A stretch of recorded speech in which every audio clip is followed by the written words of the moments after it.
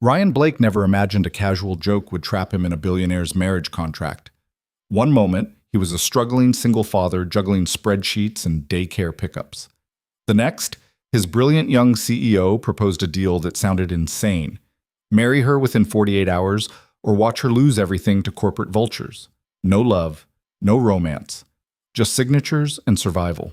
But when millions started vanishing from company accounts and his 6-year-old daughter began calling her mom, Ryan realized this arrangement had become dangerously real. Some contracts can't be dissolved with paperwork. They're written in the heart. Like this video, comment what city you're watching from and follow the story to the end. Ryan Blake had exactly 7 minutes before the conference room meeting turned into a blood sport. He could feel it coming, that particular tension in the air when ambition met desperation and neither planned to blink first.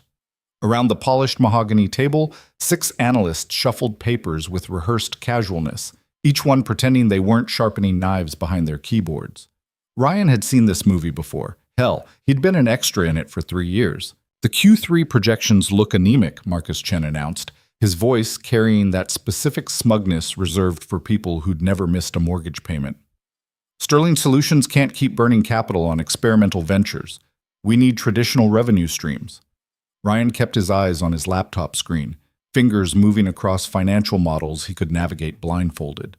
At 32, he'd learned that surviving corporate warfare meant mastering invisibility. Keep your head down. Deliver solid work. Don't make waves.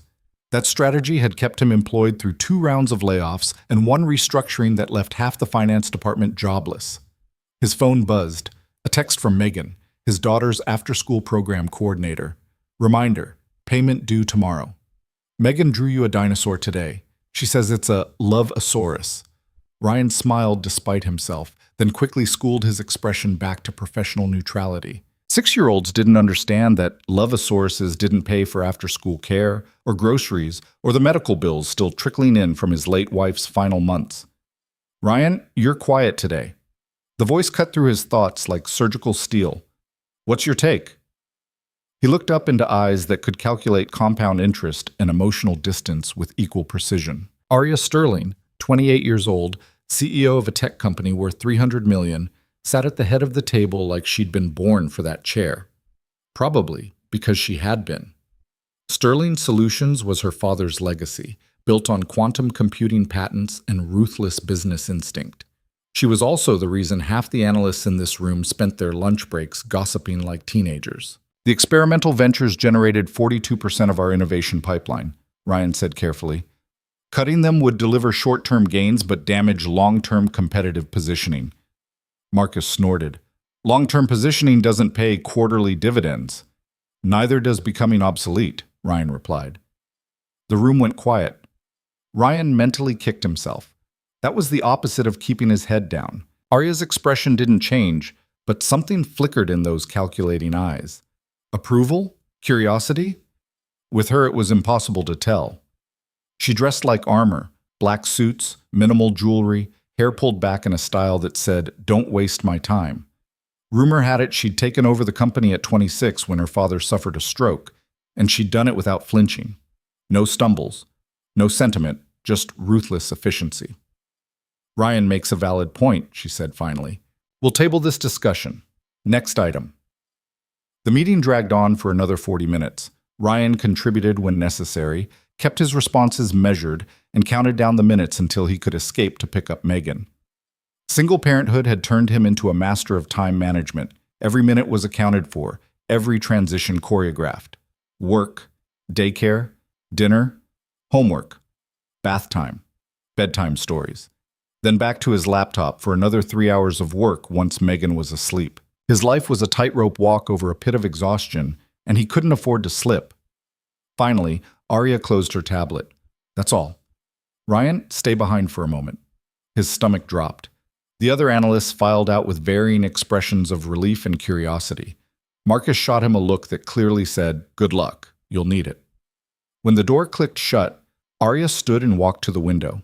Her office occupied the 42nd floor of a downtown high-rise, with views that probably cost more than Ryan's annual salary. She stared out at the city like a general surveying a battlefield. You've been with Sterling Solutions for 3 years, she said without turning around. 3 years? 2 months? Ryan corrected automatically, then winced. Great.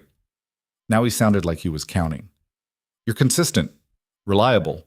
You don't play politics. She turned to face him, and for the first time he noticed the shadows under her eyes.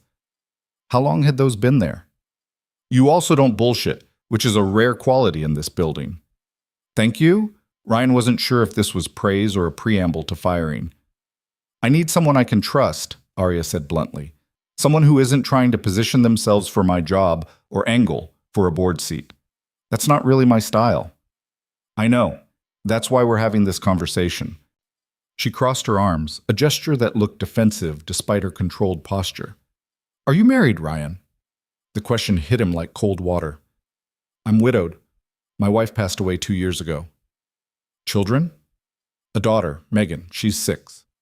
Arya nodded, processing this information with the same clinical efficiency she applied to quarterly reports. How would you describe your relationship with risk? I avoid it whenever possible, Ryan said honestly. I have a kid to think about. What if I told you I had a proposition that would involve significant risk, but also significant reward? Ryan's internal alarms started screaming. This felt like the opening to a conversation that ended with him either rich or unemployed, and he couldn't afford either extreme. Rich meant IRS audits and lifestyle inflation. Unemployed meant food banks and eviction notices. I'd say I'm listening, but cautiously.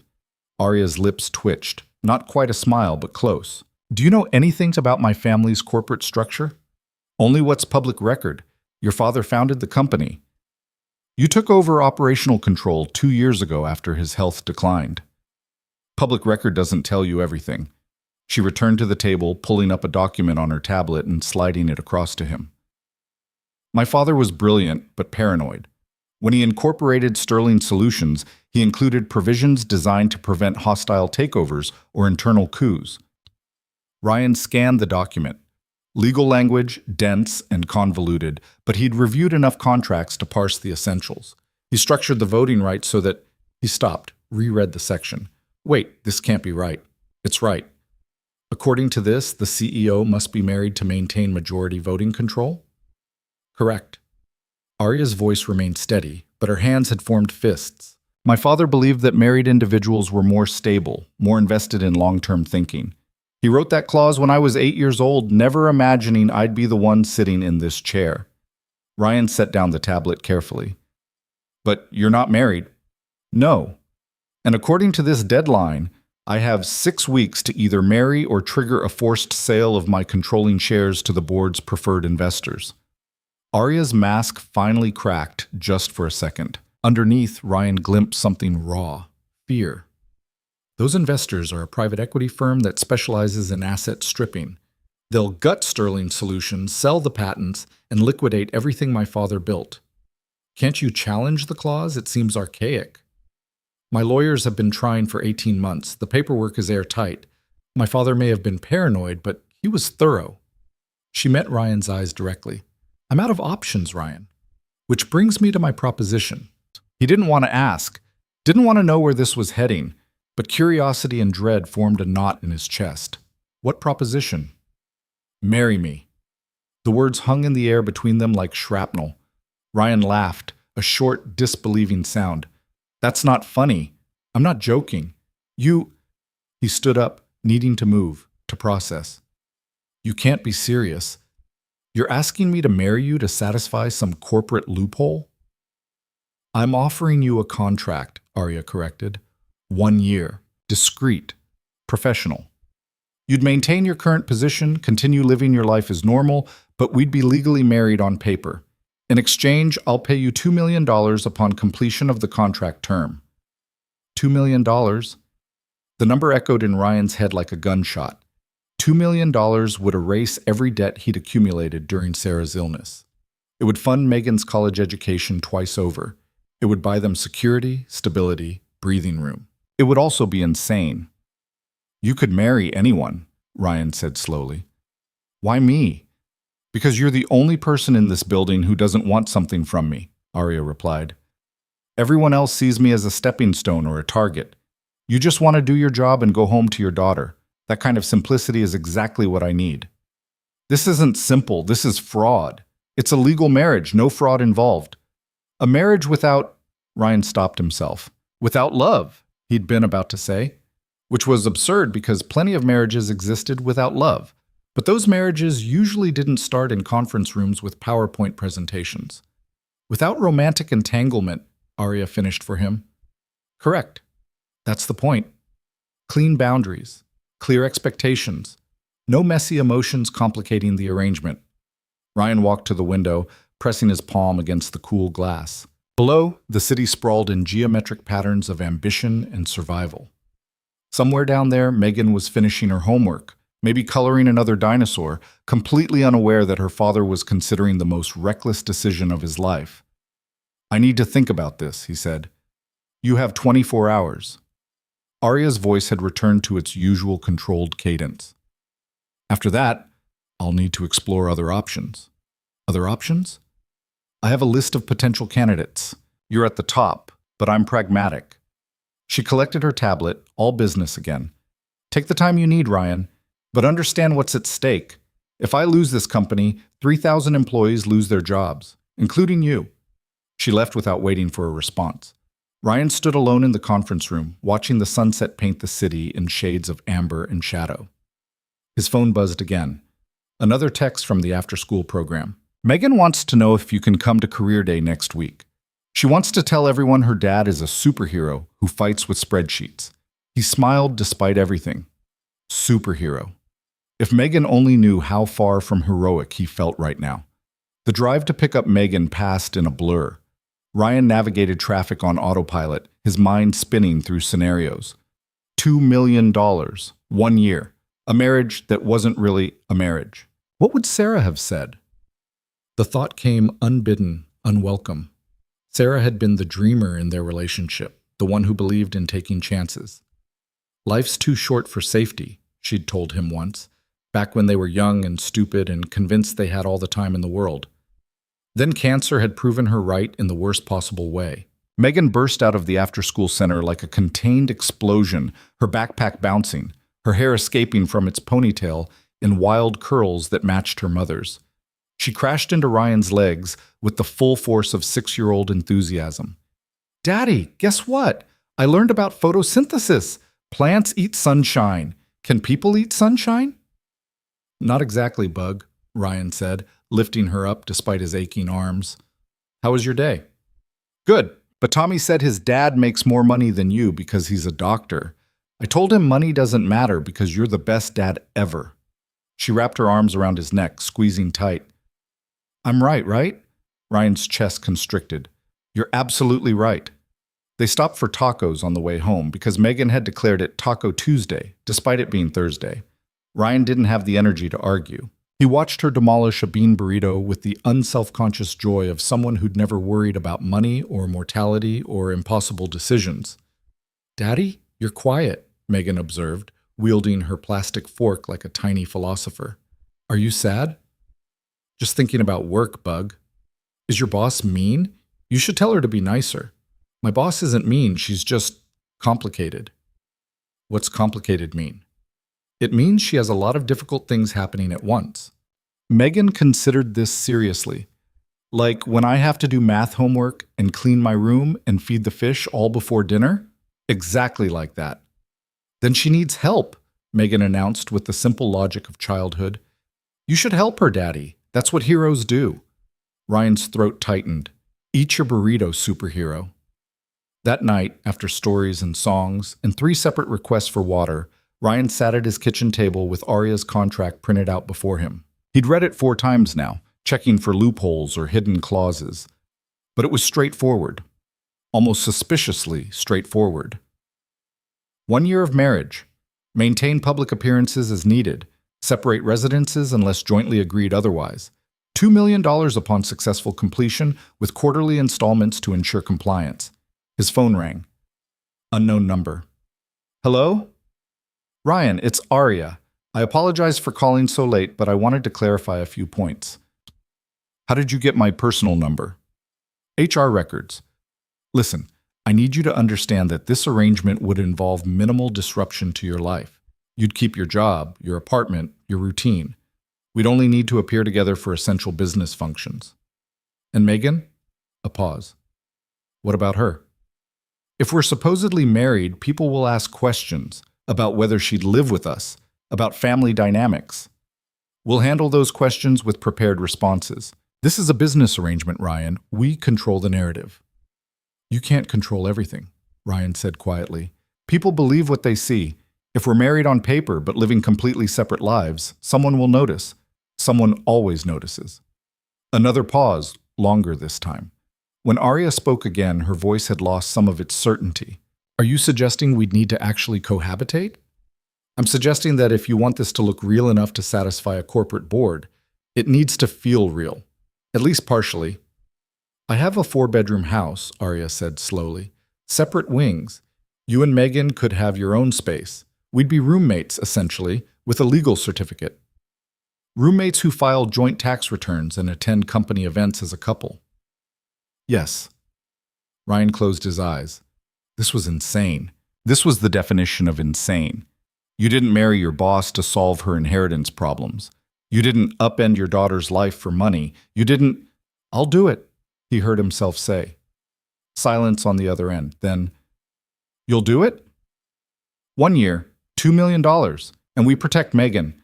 She doesn't get confused about what this is. She doesn't get hurt. Agreed. I'll need the contract reviewed by my own lawyer. Of course, I'll have the documents couriered to you tomorrow. Arya? Ryan opened his eyes, staring at the contract's fine print. Why does this feel like I just sold my soul? Because you probably did, she replied, but at least you're getting fair market value. She hung up. Ryan sat in his kitchen for a long time, listening to the hum of the refrigerator and the distant sound of traffic. Somewhere down the hall, Megan slept peacefully, dreaming whatever dreams 6-year-olds dreamed. Dinosaurs, probably. And maybe superheroes. He picked up a pen and signed his name at the bottom of the contract. 3 days later, Ryan Blake married his CEO in a courthouse ceremony that lasted exactly 11 minutes. No flowers, no music, just a bored judge, 2 witnesses pulled from the waiting room, and the strange sensation of sliding a ring onto the finger of a woman who'd spent the previous night reviewing merger documents instead of writing vows. You may kiss the bride, the judge announced with the enthusiasm of someone processing their 40th marriage that week. Ryan and Arya looked at each other. They hadn't discussed this part. We should probably— Arya gestured vaguely. Right. Yeah. It was the most awkward kiss in the history of matrimony. A brief, closed-mouth press of lips that lasted approximately 1 second and contained 0 emotion. Ryan had experienced more passionate handshakes. Congratulations, the judge said dryly. Next. Outside the courthouse, autumn sun cut through the crisp air. Arya checked her phone immediately, already back in CEO mode. I'll have movers come for your things this weekend, she said. My house has security, so you'll need clearance codes. I'll email the details. Arya. She looked up from her screen. We just got married, Ryan said. Doesn't that warrant at least 5 minutes without checking your email? We got legally bound by a contract designed to prevent corporate sabotage, Arya corrected. That's not the same as getting married. To the IRS, it is. The IRS can send a card. But she pocketed her phone. They stood on the courthouse steps, newlyweds in name only, both dressed in business attire because neither had seen the point of formal wear for a transaction. How do we tell Megan? Ryan asked. What did you tell her so far? That we're moving to a bigger house because of my job. That you're my boss and we're going to be seeing a lot of each other. He rubbed the back of his neck. She asked if you were going to be her new mom. I said no, but she's 6. She's going to have questions. We'll answer them honestly, within reason. Arya's expression softened slightly. I'm not trying to replace her mother, Ryan.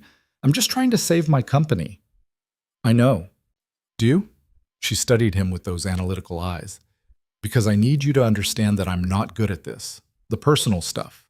I run a $300 million company. I can negotiate with venture capitalists and restructure debt packages. But small talk and emotional availability, those aren't in my skill set. Then it's a good thing Megan has enough emotional availability for 3 people, Ryan said. Something almost like a smile crossed Arya's face. I guess we'll find out. Moving day arrived with the chaos of cardboard boxes and confused movers. Megan treated the entire event like Christmas and a theme park combined, racing through Arya's house, their house now, supposedly, with the unrestrained glee of someone discovering a mansion after living in a 2-bedroom apartment. Daddy, there's a pool. Can I swim? Do we have a pool now? Is that a pond? Are there fish? Can I name them? Bug, slow down. And there's so many rooms. Can I pick which one is mine? That one has a window seat. I've always wanted a window seat. Are we rich now? Ryan caught her mid-sprint. We're not rich. We're just house-sitting. For how long? A while. Arya watched this exchange from the doorway, her expression unreadable. She'd dressed down today, jeans and a sweater that probably cost more than Ryan's monthly rent. But she still looked like she belonged in a boardroom rather than managing domestic chaos. The blue room at the end of the hall has the window seat, she told Megan, if you'd like that one. Megan's eyes went huge. Really? Can I? It's not being used for anything else. Megan squealed and launched herself toward the stairs, then stopped abruptly. She walked back to Arya with sudden formality and stuck out her hand. Thank you, Miss Sterling. That's very generous. Arya looked at the small hand like it was a foreign object. Then carefully, she shook it. You're welcome, and you can call me Arya. Are you and Daddy dating? Megan asked with 6-year-old bluntness. We're business partners, Arya replied. What's that mean? It means we work together. But you don't kiss? Ryan intervened before this conversation could derail further. Bug, why don't you go check out your new room? I'll bring up your boxes in a minute. Megan studied them both with the unsettling perceptiveness of children who notice everything adults hope they miss. Then she shrugged and ran upstairs, her footsteps echoing through the high-ceilinged house. That went well, Ryan said. She thinks we're dating. I noticed. Should we correct that assumption? Ryan watched his daughter disappear around the corner, her laughter floating back down the stairs. I don't know, should we? Arya crossed her arms. This is exactly the kind of complication I wanted to avoid. You invited a 6-year-old into your home. Complications are part of the package. I invited you. She was a variable I hadn't fully considered. She's not a variable, she's a person. I know that. Arya's voice sharpened. I'm not a monster, Ryan. I'm just inexperienced with children. Then get experienced, because for the next year, you're stuck with us, both of us. They stared at each other, the first real tension crackling between them. Ryan realized, somewhat absurdly, that this was probably their first marital fight, about appropriate terminology for his daughter, in a house that felt too big and too empty despite the pile of moving boxes. I'll try, Arya said finally. I can't promise I'll be good at it, but I'll try. That's all I'm asking. Is it? She tilted her head slightly. Because I suspect you're asking for more than you're saying. You're asking me to be part of something I've spent my entire life avoiding. What's that? A family. The word hung between them, sharp and vulnerable. I didn't ask you to be part of a family, Ryan said quietly. I asked you to be decent to a 6-year-old girl who's already lost her mother. There's a difference. Arya's expression shuddered. I need to make some calls. There's food in the kitchen. Make yourselves at home. She left before Ryan could respond. He stood in the foyer of his temporary home, his fake home, his contractual home, and wondered what the hell he'd gotten himself into. Upstairs, Megan sang an off-key song about window seats and swimming pools. Somewhere in the house, Arya was probably already back to work, erasing the last 10 minutes from her emotional register, and Ryan, standing between them, felt like a bridge spanning a gap he didn't fully understand. His phone buzzed. A text from Marcus at work. Heard you and the Ice Queen got hitched. Congrats or condolences? Ryan deleted the message without responding. The first week passed in awkward choreography. Arya left for work before Ryan and Megan woke up. Ryan handled the morning routine. Breakfast, school drop-off, commute to an office where everyone now looked at him differently. Whispers followed him through the hallways, some envious, some contemptuous, all curious. How'd you manage it? Marcus asked during lunch, his tone somewhere between admiration and suspicion. The boss? Really? We connected, Ryan said vaguely. Connected? You barely spoke to her before last month. People are surprising. Not Sterling. She's not the surprising type. She's the calculate 12 moves ahead type. Marcus leaned forward. Come on, what's the real story? That is the real story. Ryan had learned quickly that the less he said, the more people filled in their own narratives. Most assumed he'd seduced her. Some thought she'd pursued him. A few speculated blackmail. The truth, that they'd signed a contract like a corporate merger, never occurred to anyone. Evenings were easier. Megan filled the house with noise and life, her endless questions and observations creating a buffer between Ryan and Arya's mutual discomfort. They'd worked out an unspoken system. Arya would emerge from her home office around 7, eat dinner with them if Ryan had cooked extra, then disappear back into work. Sometimes she'd sit at the kitchen island with her laptop while Megan did homework, contributing nothing but presence. It was, Ryan reflected, the world's politest hostage situation. Then Friday arrived, and with it, their first public appearance as a couple. Sterling Solutions is hosting a charity gala, Arya announced over breakfast. She'd actually joined them this morning, which immediately put Ryan on alert. Tomorrow night, we need to attend together. A gala? Ryan tried to remember the last time he'd attended anything that required more than business casual. I've arranged for a stylist. They'll bring options to the house this afternoon. Arya sipped her coffee, all efficiency. The event is important. Board members will be there. Investors. We need to appear in love, Ryan supplied dryly. Committed. What's a gala? Megan asked, syrup dripping from her fork. A fancy party, Ryan explained. Can I come? It's for adults only, Arya said, but I've arranged for a sitter. I don't need a sitter. I'm 6. 6-year-olds definitely need sitters, Ryan corrected. Megan pouted. Are you going to dance? Daddy doesn't like dancing. He says he has 2 left feet. We'll dance if necessary, Arya replied, as if discussing a quarterly budget. You should wear the purple dress, Megan told her seriously. Purple is a princess color. Arya's expression did something complicated. I'll take that under consideration. That afternoon, Ryan's bedroom filled with more clothing than he'd owned in his entire life. The stylist, a reed-thin man named Marco, circled him like a shark evaluating prey. Good shoulders, Marco announced. Average height. Decent jawline. We can work with this. I feel like a lab specimen, Ryan muttered. Hush. The bride hired me to make you presentable, and presentable you shall be. Marco thrust a tuxedo at him. Try this, and stand up straight. Confidence is half the battle. Ryan tried on 5 different tuxedos before Marco declared one acceptable. Meanwhile, in another part of the house, Arya was presumably undergoing her own transformation. They were like actors preparing for a performance, he thought. Costumes and scripts and blocking. Nothing real. Except when Megan knocked on the door and peeked in, her eyes going huge at the sight of him in formal wear. Daddy, you look like a prince. I look like a penguin, Ryan corrected. A prince penguin. Marco smiled. The tiny human has excellent taste. This is the one. That evening, Ryan stood in front of the mirror and barely recognized himself. The tuxedo fit perfectly, tailored to dimensions Marco had somehow intuited. His hair, usually a functional mess, had been styled into something almost sophisticated. He looked like someone who belonged in Arya Sterling's world, which was, of course, the entire point. A knock on his door. Arya's voice. Ryan, we should leave in 10 minutes. He opened the door and forgot how to breathe. Arya stood in the hallway wearing a deep blue gown that somehow managed to be elegant and formidable simultaneously. Her hair, usually pulled back, fell in soft waves. Minimal jewelry, understated makeup. She looked like every corporate fantasy and none of them at once. Not because she was trying to be attractive, but because she'd stopped trying to be invisible. You clean up well, she said, her tone carefully neutral. So do you.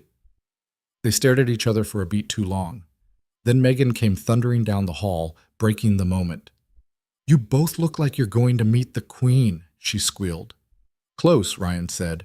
We're meeting people who think they're royalty. The sitter arrived, a college student named Beth, who Megan immediately began interrogating about her favorite dinosaurs. Ryan kissed his daughter goodbye, ignoring the flutter of anxiety in his chest. This was fine. Everything was fine. Behave for Beth, he told Megan. I always behave, Megan lied cheerfully. In the car, silence stretched between Ryan and Arya. Their driver navigated evening traffic while they both stared out opposite windows, lost in their own thoughts. We'll need to know some background, Arya said finally. Key board members. Who to charm. Who to avoid. I'm not great at charming. You don't need to be great. You just need to be present and pleasant. She pulled out her phone, bringing up photos. That's Richard Hastings, board chair. Conservative, old money, traditionalist. He'll approve of our marriage because he believes in family values. Don't mention anything progressive. Noted. Victoria Chen, chief investor. Brilliant, ruthless, completely amoral about business. She'll try to figure out our angle. Don't give her anything. Is there anyone at this event who isn't trying to destroy you? A few, but assume hostility until proven otherwise. Ryan studied the photos, committing names and faces to memory. How do you live like this? Like what? Constantly calculating, always on guard. It's not a choice, Arya said simply. It's survival. The gala took place in a hotel ballroom that probably cost more to rent for one night than Ryan's annual salary. Crystal chandeliers cast prismatic light across a crowd of people who all looked like they'd stepped out of the same expensive catalog. Tuxedos and gowns and jewelry that could fund small countries. Ryan felt immediately out of place. Then Arya took his arm, and suddenly they were a unit, a couple. Her fingers rested in the crook of his elbow with practiced ease, and when she smiled at the first approaching board member, it was the smile of someone completely in control. Richard, wonderful to see you, she said warmly. Arya, and this must be your husband. Richard Hastings had the handshake of a man who'd spent decades asserting dominance through grip strength. Ryan, correct? We've heard quite a bit about you. All good things, I hope, Ryan replied automatically. Well, you certainly kept this romance quiet. The whole office is buzzing. Richard's smile didn't reach his eyes. How did you two meet? This was it, the first test of their script. We worked together for 3 years before I finally got the courage to ask her to dinner, Ryan said, sticking close to the truth, while editing liberally. Turns out she's just as brilliant outside the boardroom. Arya's hand tightened on his arm.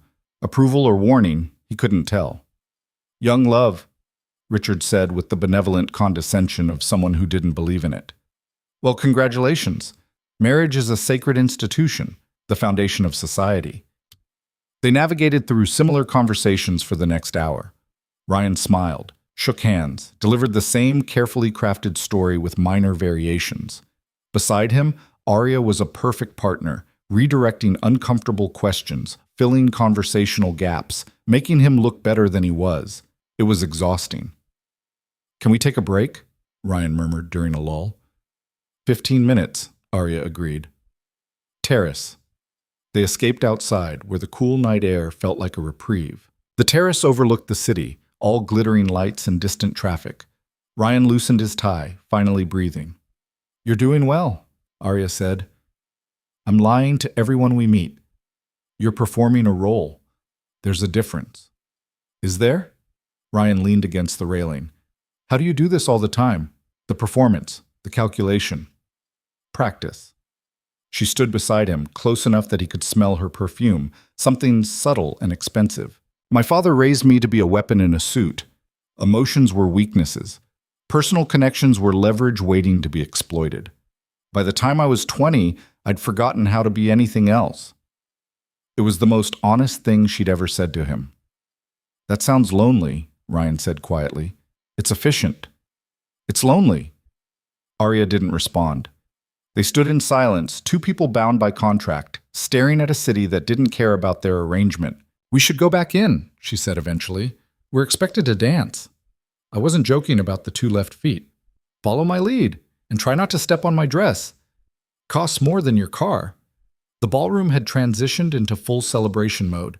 Music filled the space, couples swaying across the dance floor with practiced grace. Ryan and Arya joined them, and suddenly he was holding his fake wife in his arms, trying to remember the basic waltz his mother had taught him 2 decades ago. Relax, Arya murmured. You're stiff as a board. I'm terrified of destroying your very expensive dress. Then focus on my eyes instead of your feet.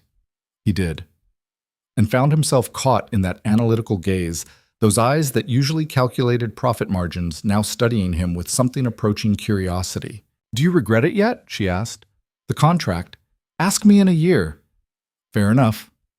They moved through the dance, neither graceful nor terrible, just two people trying not to collide. Around them, the board members and investors watched with varying degrees of interest, evaluating, judging, trying to determine if this marriage was real or strategic. Ryan wondered what they saw. A gold digger and an ice queen? A convenience and a calculation? Or maybe, just maybe, two lonely people trying to survive? When the song ended, they separated immediately. The spell, if there'd been one, broke. Arya returned to networking mode, and Ryan returned to his role as supportive husband who didn't quite belong. They stayed until protocol allowed them to leave.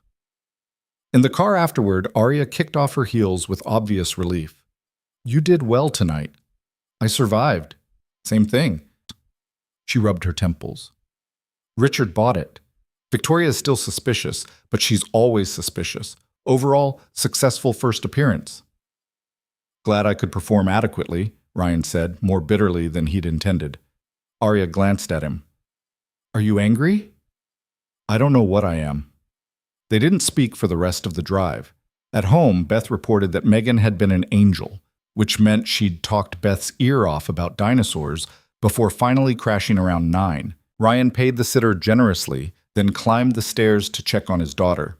Megan slept sprawled across her bed, covers kicked aside, one arm hugging her stuffed triceratops.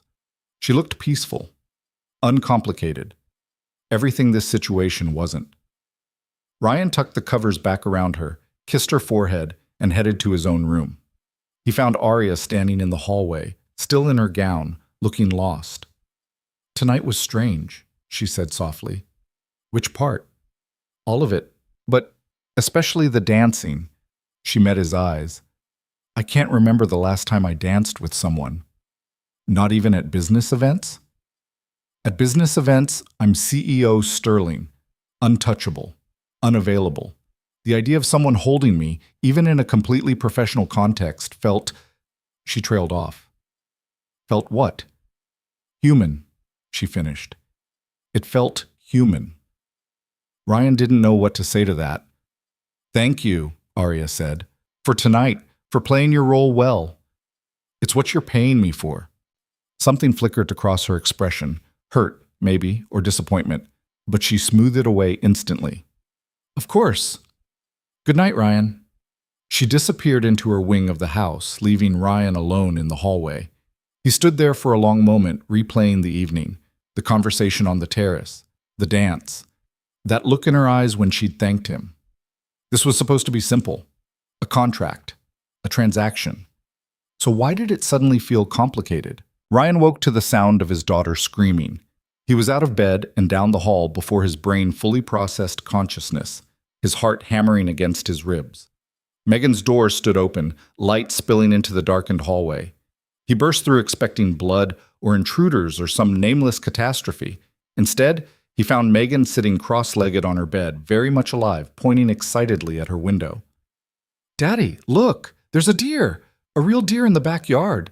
Ryan braced himself against the doorframe, adrenaline still flooding his system. Bug, it's 6 a.m. But there's a deer! He crossed to the window. Sure enough, a doe stood in the misty morning light, calmly eating from the hedge. It was admittedly pretty remarkable for someone who'd spent her entire life in apartment complexes where the most exotic wildlife was the occasional ambitious rat. That's great, sweetheart. Can we maybe appreciate it at a lower volume?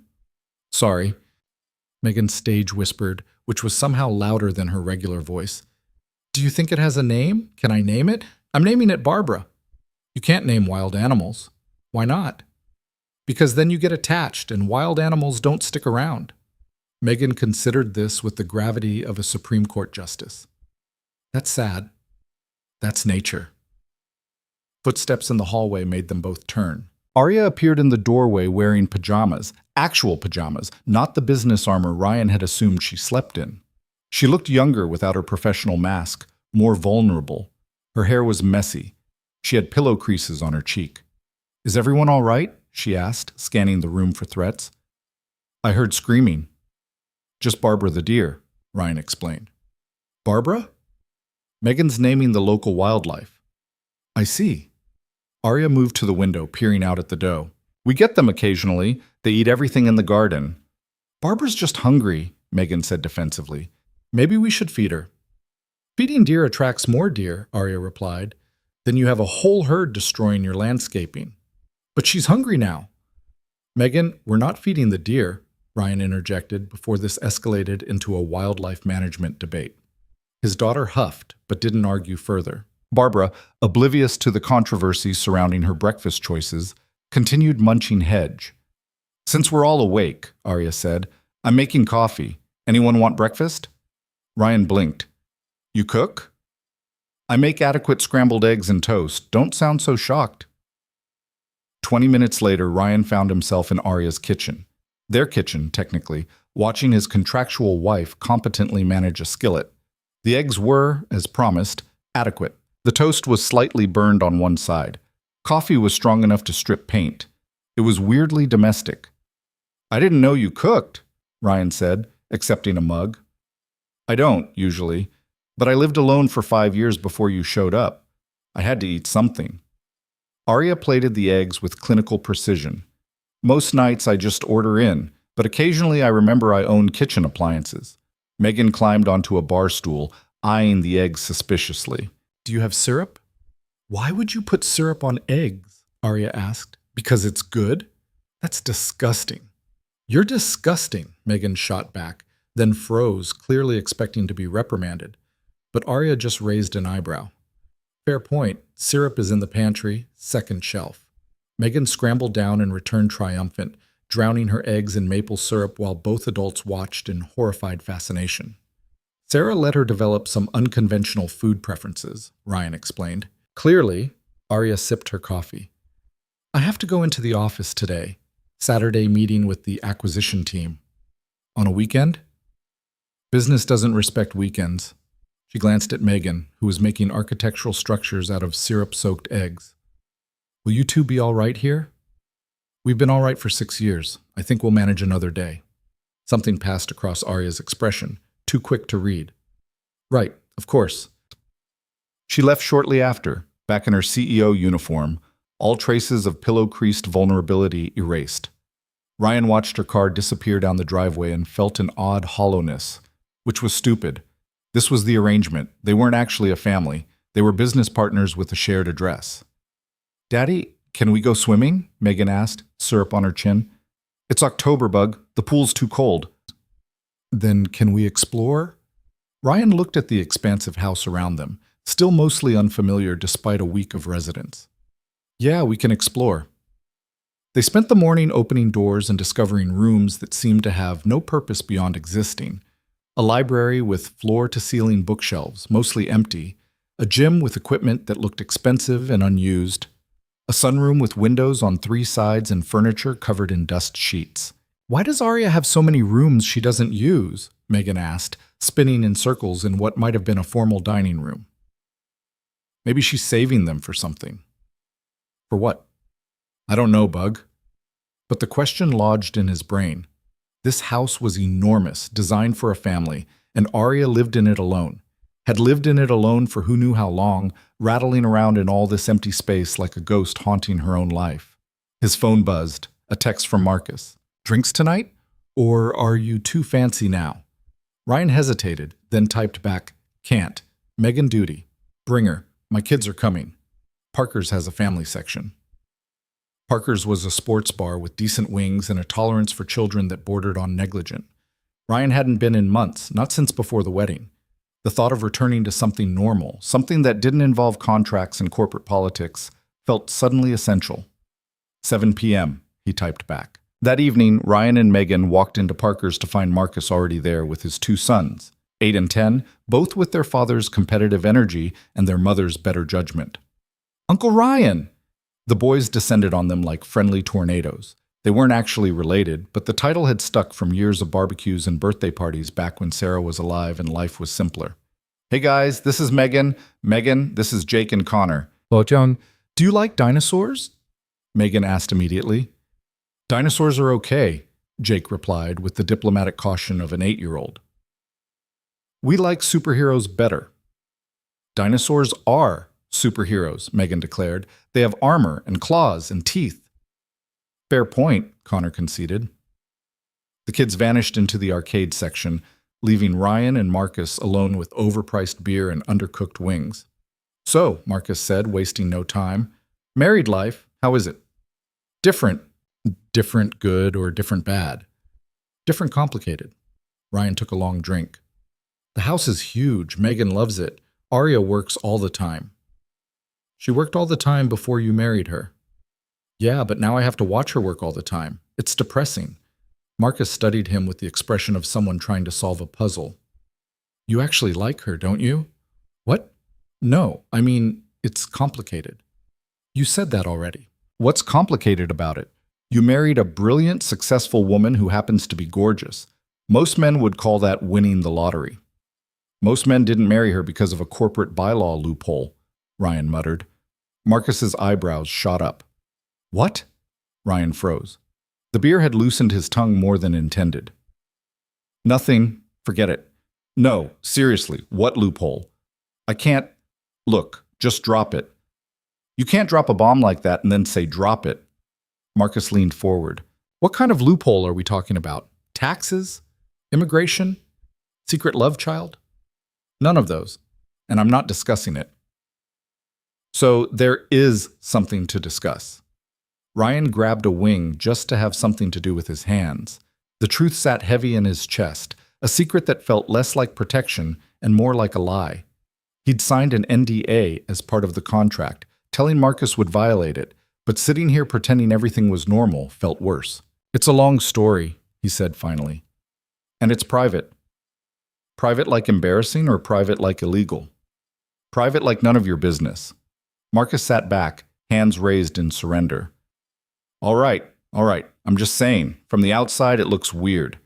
You barely spoke to her, then suddenly you're married and living in her mansion. People are going to talk. Let them talk. They're saying you're a gold digger. I don't care what they're saying. Don't you? Marcus's expression turned serious. Because I've known you for 5 years, Ryan. You're not the type to marry for money, so either Sterling has some kind of leverage on you or something else is happening. And as your friend, I'm worried. Ryan met his eyes. I appreciate the concern, but I'm fine. We're fine. It's just an adjustment period. If you say so. Marcus didn't sound convinced. Just remember, you've got people who care about you.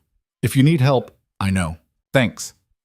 The conversation shifted to safer topics, work gossip, fantasy football, complaints about middle management, but the weight of Marcus's concern lingered. Ryan hadn't considered how this looked from the outside.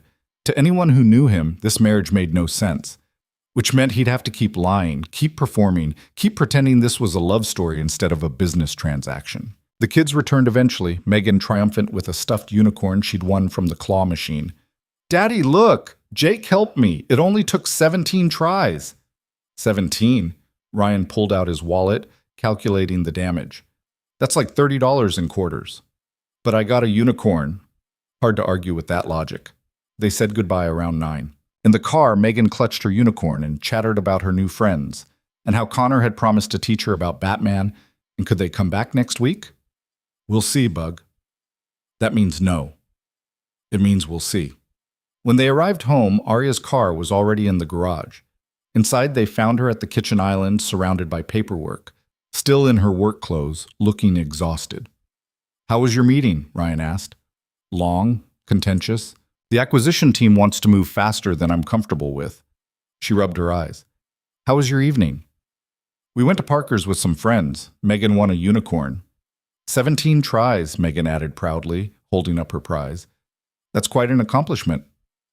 Arya's smile looked genuine, if tired. What's its name? I don't know yet.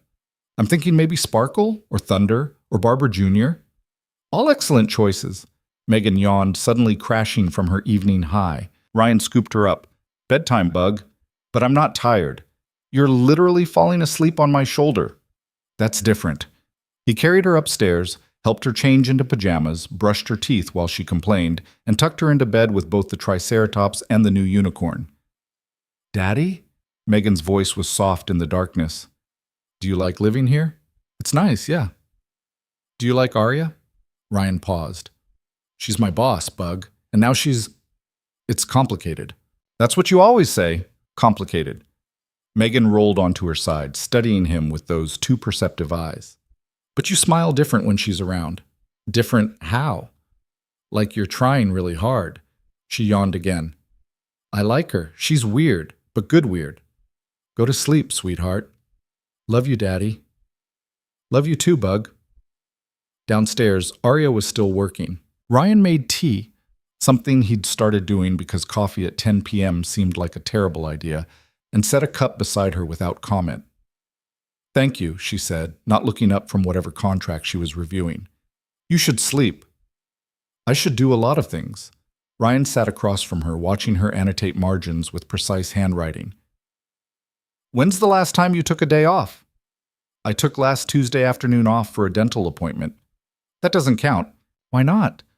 "Because a day off means relaxing, doing nothing, not catching up on work between teeth cleanings." Arya finally looked up. "I don't know how to do nothing." "Maybe you should learn." "Maybe I don't want to." She closed the folder, signaling the conversation was over. "How was your evening really? Not the sanitized version."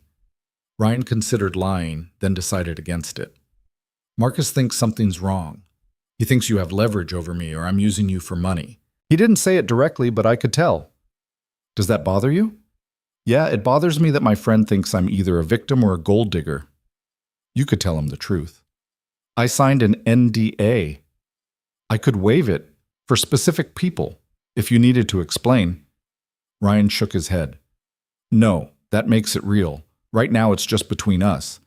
The moment other people know, it becomes something else." Arya studied him for a long moment. "You're more concerned about perception than I expected." "I have a daughter to think about. She's going to face questions. Kids are cruel. If rumors start that her dad married for money..." "I understand." Arya stood, gathering her papers. "We'll be careful. Maintain the image. Protect Megan." "Thank you." She paused at the doorway. "For what it's worth, I don't think you're a gold digger. I think you're a good father making a hard choice." "And you? What kind of choice are you making?" "The only one available," she replied, and disappeared upstairs. The following week brought its own complications. Ryan returned to work to find his office had been upgraded, bigger space, better view, new equipment. The change was subtle enough to be deniable, but obvious enough to make a point. He knocked on Arya's door during lunch. "Come in." She was on a phone call, gesturing for him to wait. He studied her office. Sleek, minimal, decorated with achievement awards and zero personal photos. The only splash of color was a plant that looked plastic, but turned out to be real when he touched it. Arya ended the call. "What's wrong?" "Did you upgrade my office?" "Your previous workspace was inadequate for someone with your responsibilities." "I didn't have new responsibilities." "You do now. You're my husband. People will expect certain standards." "Arya, that's exactly the problem. People already think I'm getting special treatment." "You are getting special treatment. You married the CEO." "Because of a contract, not because..." Ryan stopped himself. "We need to maintain boundaries. Work is work. Home is home. If you start giving me preferential treatment, it undermines both of us." She leaned back in her chair, regarding him coolly. "You're right. I wasn't thinking strategically. I'll have facilities reverse the office change." "Thank you." "Anything else?" "Yeah. Stop working until midnight. Megan asked if you're nocturnal." That earned a rare smile. "I'll try." But she didn't try. If anything, she worked later. Ryan would find her at 1, 2 in the morning, laptop glowing in the dark kitchen, drowning in spreadsheets and projections. He stopped asking her to rest. Instead, he started leaving snacks, fruit, cheese, crackers, within reach. Small gestures that acknowledged her presence without demanding conversation. She never thanked him, but the food always disappeared. 3 weeks into the arrangement, the cracks started showing. It began with small things. Arya forgetting to tell Ryan she'd be late, leaving him scrambling to adjust his schedule. Ryan leaving his work papers on the kitchen table, disrupting Arya's morning routine. Megan's toys migrating into shared spaces, creating obstacle courses of plastic dinosaurs and building blocks. They were learning to live together without having chosen to live together, and the friction built quietly. The explosion came on a Thursday. Ryan arrived home to find Megan crying in the living room, Arya standing nearby looking completely lost. What happened? Ryan dropped his briefcase, moving immediately to his daughter. Megan hiccuped. She said I can't paint Barbara. Paint who? The deer. I wanted to paint Barbara and she said no. Ryan looked at Arya. Context? She wanted to go outside and paint the deer, Arya explained, her voice tightly controlled. I explained that deer are wild animals and it's not safe to approach them. She became upset. Because you said I was stupid for wanting to paint animals. I never said stupid. I said it wasn't a good idea. Same thing. Ryan's jaw tightened. He turned to Arya. Can I talk to you in the kitchen? They left Megan sniffling on the couch and faced each other across the kitchen island. What the hell happened? Ryan kept his voice low but firm. I told you what happened. She wanted to do something dangerous. I said no. Did you explain why? Of course I explained why. Deer can be aggressive. She could get hurt. And how did you explain it? Arya's expression hardened. I told her it was a bad idea and she needed to find something else to do. So you dismissed her. I protected her. You dismissed her feelings and made her feel stupid for being creative. I did not. Arya stopped, visibly grappling with frustration. I don't know how to do this, Ryan. I don't know how to talk to children. I'm trying, but everything I say comes out wrong. Then ask. Before you shut down her ideas, ask me first. I shouldn't need permission to set boundaries in my own home. It's not about permission, it's about partnership. She's 6. She doesn't understand subtext. She hears no as rejection. Arya's hands clenched on the counter. This is exactly what I was trying to avoid. Complications, emotions, domestic disputes about painting wildlife. Well, congratulations. You got them anyway. They stared at each other, the first real anger crackling between them. I'm going back to work, Arya said flatly. Handle your daughter. Our daughter, according to the paperwork. Don't. Arya's voice dropped dangerously. Don't pretend this is something it's not. She left through the garage, her car starting moments later. Ryan stood alone in the kitchen, adrenaline slowly ebbing. That could have gone better. Should have gone better. But he was tired of tiptoeing around someone who treated human connection like a hostile takeover. He returned to Megan, who'd progressed from crying to angry sniffling. Is Arya mad at me? She asked quietly. No, Bug, she's just learning. Learning what? How to be around people. But she's a grown-up. Grown-ups already know that. Some grown-ups had to skip those lessons, Ryan said carefully, and now they're trying to catch up. Megan processed this with her usual gravity. Can I still paint Barbara? You can paint a picture of Barbara from the window, no approaching the actual deer. But that's what Arya said. Yeah, she was right. She just said it wrong. That night, Arya didn't come home. Ryan tried not to worry, failed, and ended up texting around 11. You okay? No response. He checked his laptop, found her still logged into the company system. Working. Of course, because when Arya Sterling felt emotions, she buried them under spreadsheets and quarterly projections. Ryan managed about 3 hours of sleep before giving up. He was making coffee at 5 a.m. when Arya's car pulled into the garage. She entered through the kitchen, still in yesterday's clothes, looking hollow. You stayed at the office, Ryan said. I have a sofa in my suite. It's functional. Arya, I overreacted yesterday. I apologize.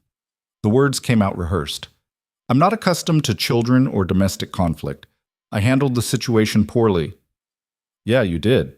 She flinched slightly. I'll do better. Will you, or will you just work later to avoid the problem? That's not fair, isn't it? Ryan set down his coffee. Every time something gets uncomfortable, you disappear into work. That's fine when you live alone, but you don't live alone anymore. This was your idea, Arya shot back. You're the one who said we needed to appear like a real family. I'm trying, but trying is apparently not enough. Trying means showing up, actually showing up, not just existing in the same building. I don't know what you want from me. The admission came out raw, stripped of her usual control. Arya stood in her kitchen looking lost and furious and scared. "I want you to stop treating us like a problem you can solve with better algorithms," Ryan said quietly. "Megan's not a quarterly projection. I'm not a contract clause. We're people. Messy, complicated people who need more than efficiency." "I don't know how to give more than efficiency." Arya's voice broke slightly. "I spent my entire life learning one language. Business. I speak it fluently. Everything else is foreign." Ryan saw it then, the truth beneath her armor. She wasn't cold, she was terrified. Terrified of failing at something that couldn't be solved with spreadsheets and strategy. "Then learn a new language," he said. "We'll teach you." "What if I can't?" "Then you can't. But at least try before giving up."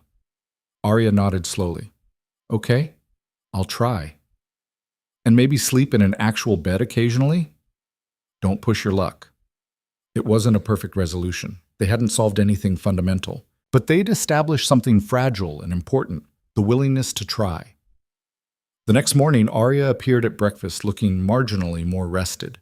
She'd changed clothes, brushed her hair, made an effort. "Megan," she said carefully, "I'm sorry about yesterday. You had a creative idea, and I dismissed it without considering your feelings." Megan looked up from her cereal, suspicious. "You said painting deer was dumb." "I said it was dangerous," which came across as dumb. "That was my mistake." Arya pulled out a package from behind her back. "So I brought you something."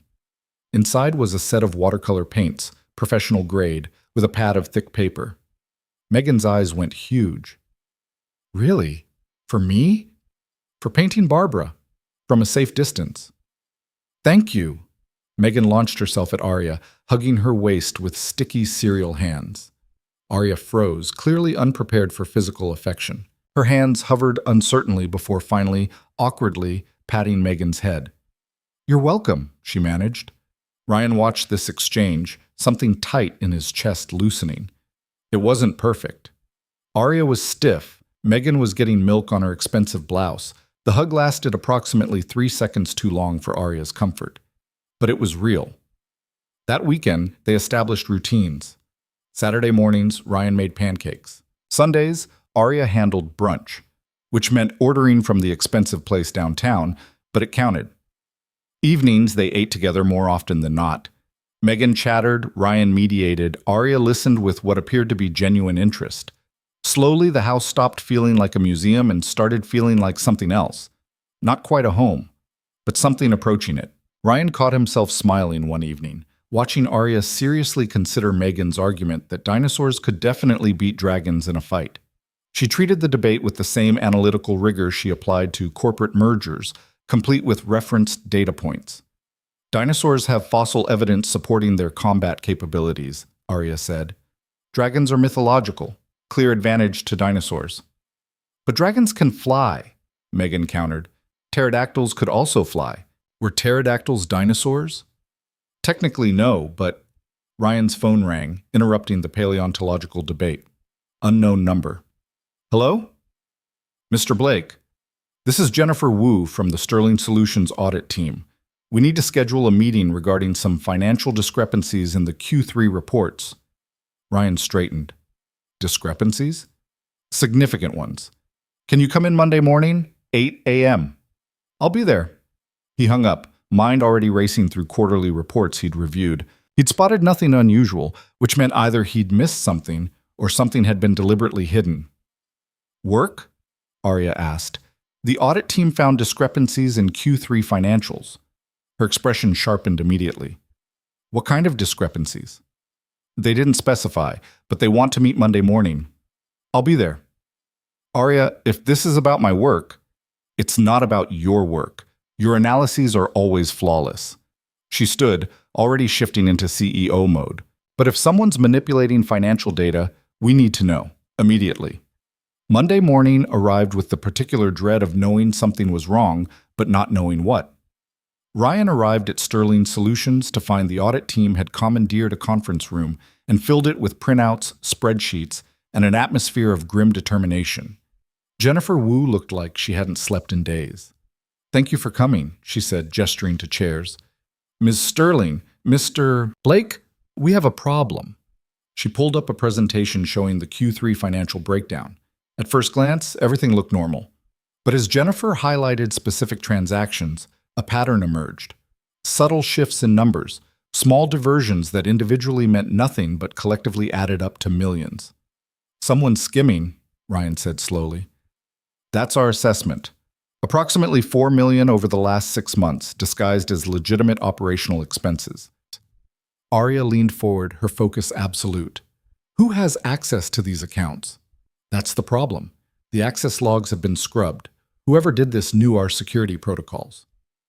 Inside job, Ryan muttered. Definitely inside. And sophisticated. They've been routing money through shell companies, using legitimate vendor names as cover. We only caught it because I ran a secondary reconciliation that wasn't part of standard procedure. How much have we actually lost? Arya's voice was ice. 4.3 million. Confirmed. Possibly more if this has been happening longer than 6 months. Do we have suspects?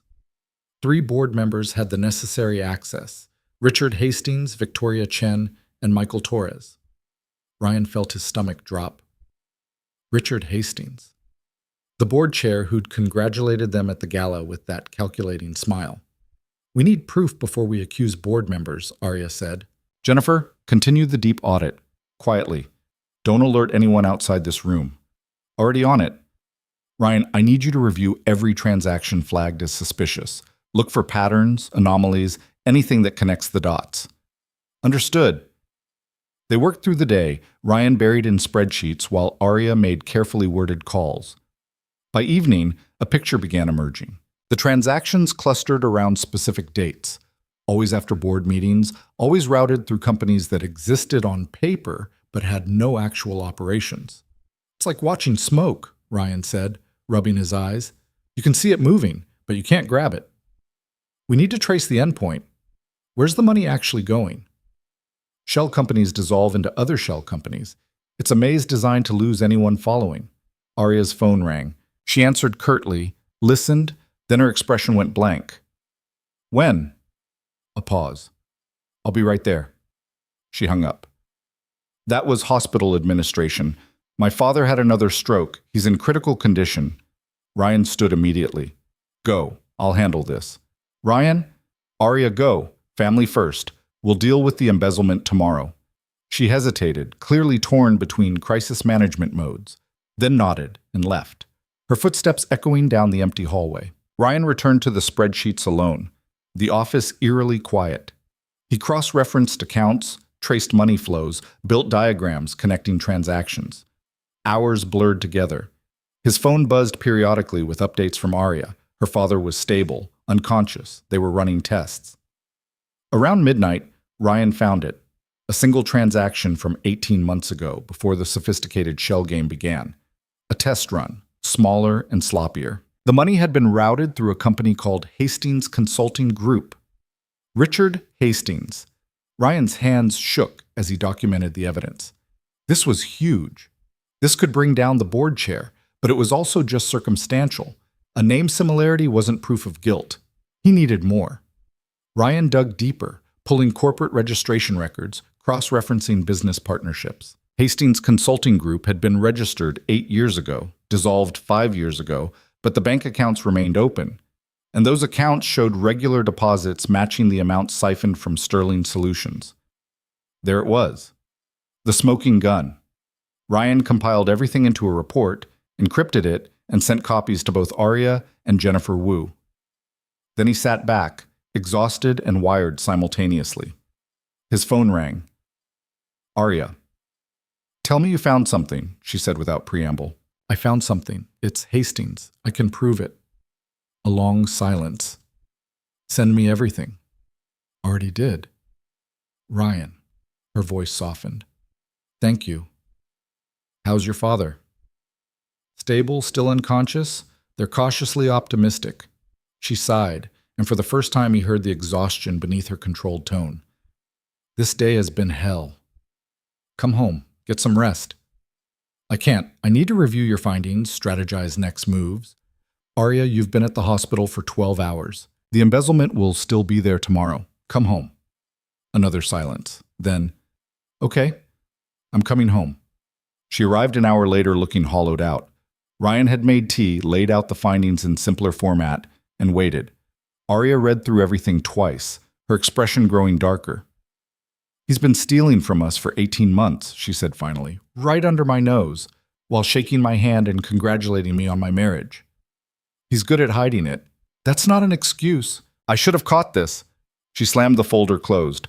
I'm the CEO. This company is my responsibility. You can't catch everything. I should catch embezzlement.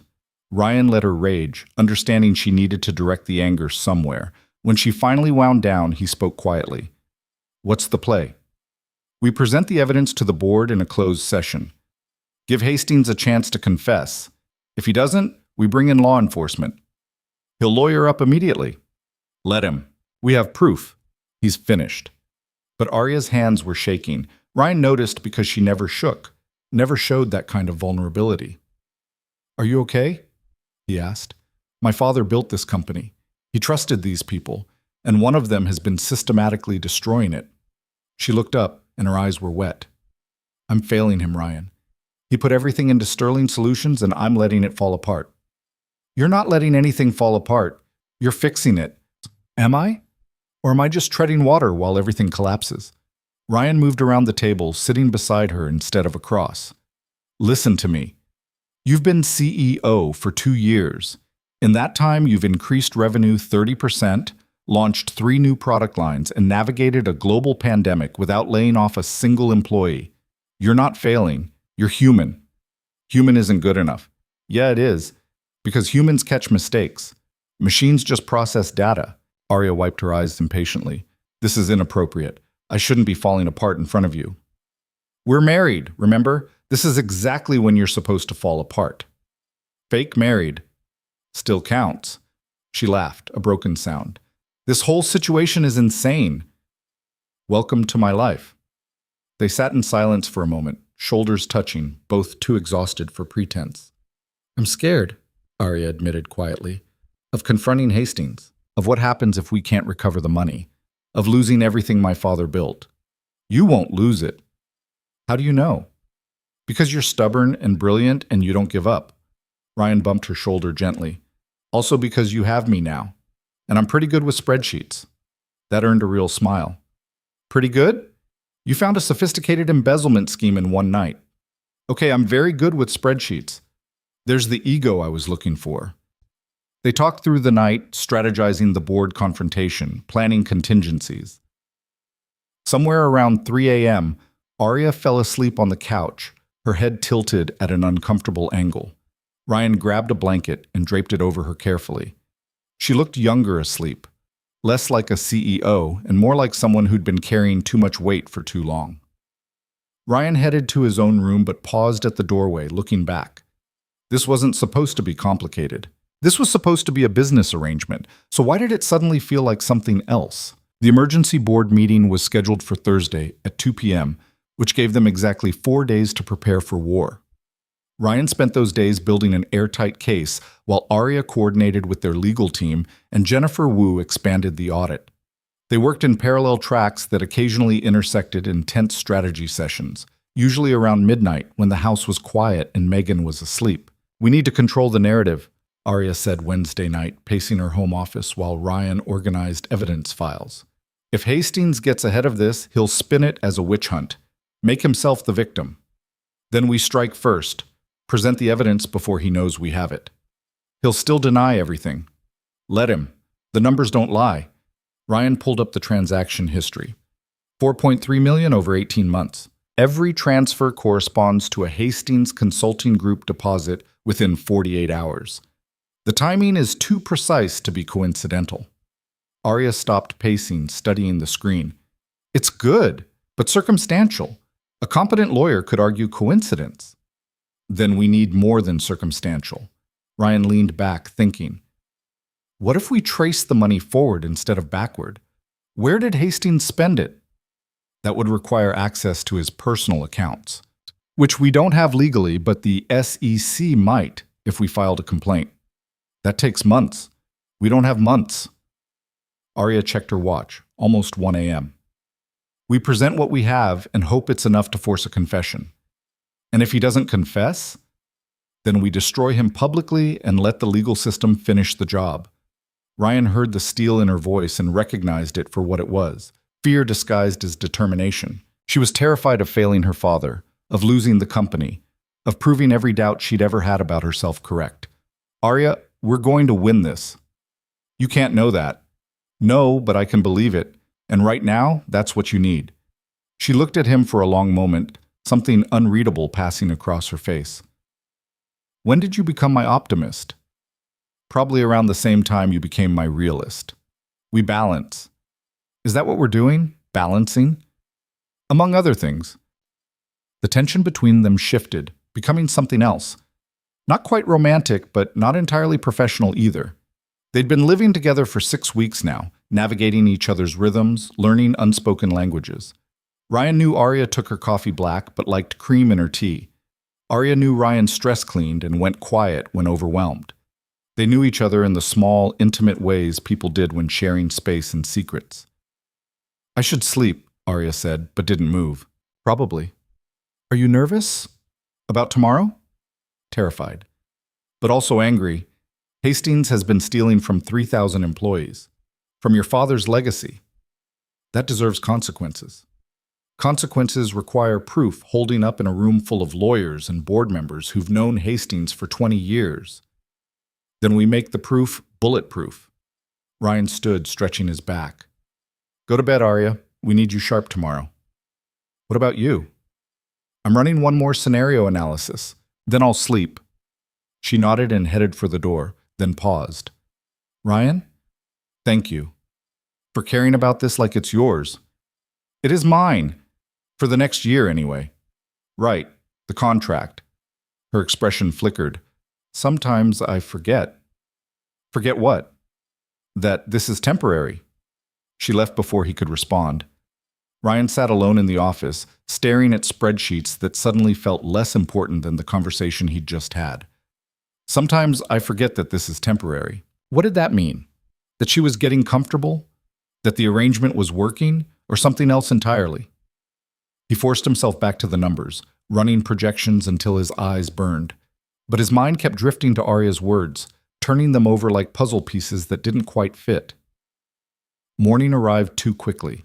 Ryan got Megan ready for school while Arya prepared for battle, which apparently involved a specific suit she called her war armor, severe makeup, and hair pulled back so tight it looked painful. You look scary, Megan observed over breakfast. Good, Arya replied, not looking up from her phone. Why do you want to look scary? Because today I have to fight a bad man who's been stealing. Megan's eyes went wide. Like a superhero? More like a very angry CEO. That's basically a superhero, Ryan interjected. Eat your cereal, bug. They dropped Megan at school together, something they'd started doing on days when schedules aligned. Ryan noticed other parents watching them, whispering, the single dad who'd married his billionaire boss. He'd become a minor celebrity in the elementary school parking lot. They're staring, Arya muttered as they walked back to the car. They always stare. Ignore them. How do you ignore judgment? Practice. Lots of practice. In the car, Arya's phone rang continuously. Legal team checking in, Jennifer Wu with last-minute findings. Victoria Chen asking pointed questions about the emergency meeting's agenda. Don't tell her anything, Ryan advised. Let Hastings walk in blind. Victoria's smart. She'll suspect something. Let her suspect. We need the element of surprise. The drive to Sterling Solutions felt longer than usual. Ryan's hands were sweating. Arya looked composed, but he'd learned to read her tells. The too rigid posture, the death grip on her phone, the tiny muscle ticking in her jaw. Hey, he said quietly. You've got this. I hope so. I know so. You're Arya Sterling. You eat corporate predators for breakfast. That earned a small smile. That's not actually my breakfast routine. Could be. Very intimidating. Strike fear into the hearts of embezzlers everywhere. You're ridiculous. I'm stress managing through humor. It's a gift. They arrived at the office to find the executive floor buzzing with tension. Word had clearly spread that something significant was happening, even if the details remained vague. Ryan saw Marcus in the hallway, who gave him a questioning look. Ryan shook his head slightly. Not now. The boardroom was set up like a courtroom. Arya at the head of the table, legal counsel on one side, Jennifer Wu with her audit findings on the other. Ryan took a seat along the wall, technically an observer, but effectively Arya's backup. Board members filed in one by one. Victoria Chen arrived first, immaculately dressed and radiating suspicion. Michael Torres followed, looking nervous. He'd clearly heard rumors. And finally, Richard Hastings, all smiles and confidence. "Arya, wonderful to see you," Hastings said warmly, taking his seat. "Though I must say, calling an emergency meeting without agenda details is highly irregular." "The details required discretion," Arya replied coolly. "Thank you all for coming on short notice. Jennifer, please begin." Jennifer stood, pulling up the presentation Ryan had helped refine. She walked through the findings methodically, the missing funds, the transaction patterns, the shell companies.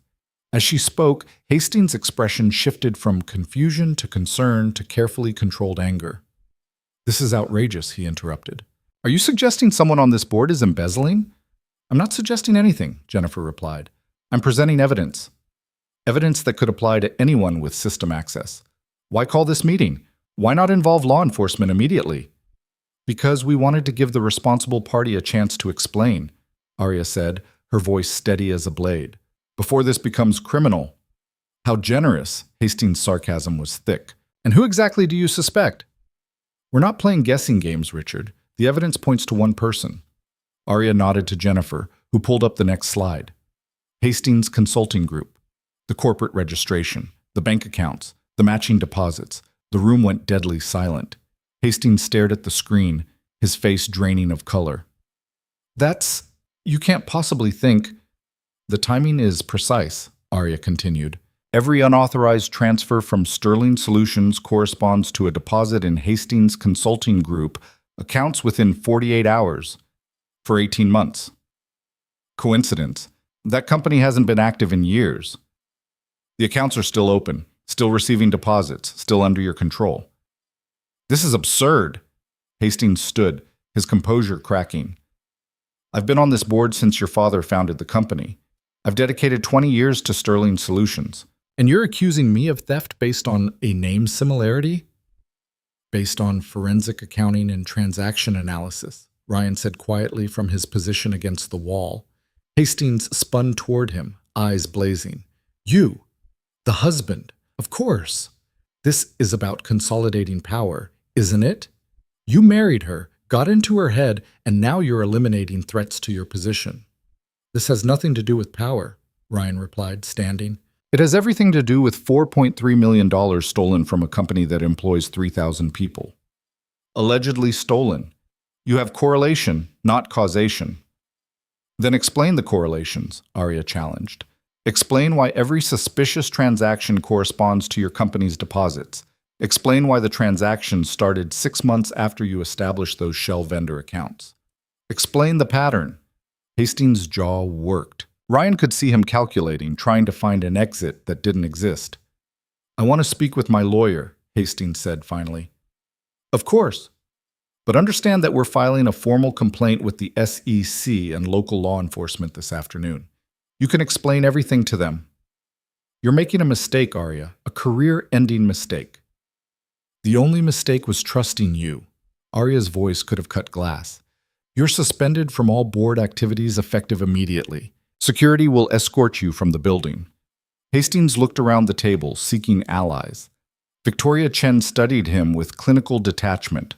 Michael Torres avoided eye contact. The other board members remained silent, already distancing themselves. "This isn't over," Hastings said, venom in every word. "You think you've won? You're a child playing games you don't understand. I'll bury you and your fraudulent marriage both." "Fraudulent?" Victoria Chen's eyebrows rose. "That's an interesting accusation." Ryan's blood went cold. Hastings smiled, sensing blood in the water. "Oh, come on. You all know this marriage is convenient timing. She needed to satisfy that archaic clause in the corporate bylaws.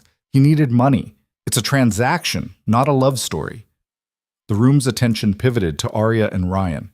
Ryan felt exposed, like someone had ripped away a curtain he hadn't realized he was standing behind. Arya stood slowly, and her voice when she spoke was pure ice. My personal life is not the subject of this meeting. Your embezzlement is. Security is waiting outside. Leave. Now. Hastings held her gaze for a long moment, then laughed bitterly. You're exactly like your father. Ruthless, cold, willing to sacrifice anything for the company. I hope it's worth it. He left, flanked by security. The door closed with a heavy click. The remaining board members sat in stunned silence. Victoria Chen spoke first. Well, that was dramatic. Is it true? Michael Torres asked quietly. About the marriage? Arya's expression didn't change. My marriage is legally valid and personally private. The relevant question is whether you're satisfied with the evidence against Hastings.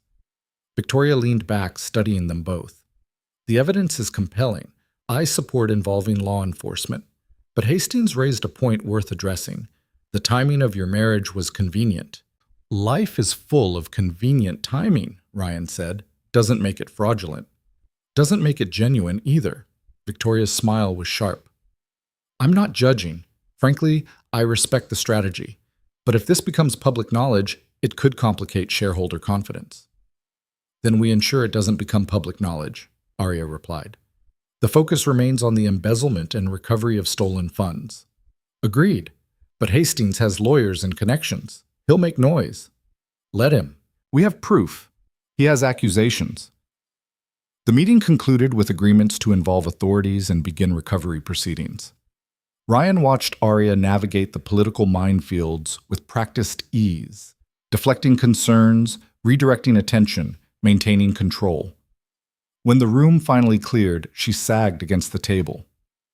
That went well, she said weakly. Define well. No one died. That's my current bar for success. She looked at him. He threatened to expose us. I noticed. If he proves the marriage is contractual, he can't. We signed an NDA. The contract is sealed. NDAs can be broken, especially by desperate men facing prison. Ryan moved closer, lowering his voice. Then we deal with it if it happens. But right now, we just won. Hastings is out. The embezzlement is exposed. Your company is safe. For how long? If shareholders lose confidence, Arya, stop. Ryan caught her shoulders, forcing her to look at him. You won today. Take the win. Tomorrow, we'll worry about tomorrow. She nodded shakily. Okay. Good. Now let's get out of here before someone else decides to have a crisis. They left the building through a side exit, avoiding the inevitable gossip and questions. In the car, Arya closed her eyes, exhaustion written across every line of her face. Thank you, she said quietly, for having my back in there. That's what partners do. Business partners? Sure. Business partners who live together and raise a kid and occasionally save each other's companies from embezzlement. Arya opened one eye. When you put it that way, it sounds almost domestic. Terrifying, isn't it? Absolutely terrifying. They picked up Megan from school, who immediately sensed the tension and launched into a detailed account of her day to fill the silence. Something about a science project and how butterflies were basically flying flowers, and could they please get a butterfly garden? We'll think about it, Ryan said automatically. That means no, Megan informed Arya. It means we'll think about it, Arya corrected, which is different from no. Really? Really, I'll research butterfly gardens this weekend. Megan's face lit up. You will? I said I would. Ryan glanced at Arya in surprise. She'd actually committed to something, hadn't deflected or made vague promises. That was progress. That evening, after Megan was in bed, Ryan found Arya in her office again, but this time she wasn't working. She was staring out the window at the darkened yard, holding a glass of wine. You okay? He asked from the doorway. Hastings called my father ruthless and cold, said I'm exactly like him. He was trying to hurt you. That doesn't make it untrue. She took a sip of wine. My father built an empire, but he did it alone. No friends, no real relationships, just business and more business. I swore I wouldn't become that. You're not that. Aren't I? I'm 28 years old. I have no friends outside of work, no hobbies, no life beyond quarterly reports and shareholder meetings. I married a stranger to save my company. You married a stranger who's becoming less strange, Ryan pointed out. Still not exactly a romance for the ages. No, but it's something. Ryan entered the office, sitting in the chair across from her desk. You're learning butterfly gardens for my daughter. You apologized when you screwed up. You let yourself be scared in front of me. Those aren't the actions of a ruthless ice queen. They're the actions of someone trying desperately not to fail. Everyone's trying not to fail, Arya. That's called being human. She set down her wine glass, meeting his eyes. Do you ever regret it, signing the contract? Sometimes. Usually around 3 a.m. when I'm lying awake wondering what the hell I've gotten us into. Honest. You asked. Ryan paused. But then I think about Megan having her own room with a window seat, about not lying awake worrying about medical bills, about working on something that matters with someone who actually gives a damn. And I think maybe this insanity is worth it, even if it's temporary. Even if it's temporary. Arya looked away. What happens when the year ends? I don't know. We figure it out, I guess. Very strategic.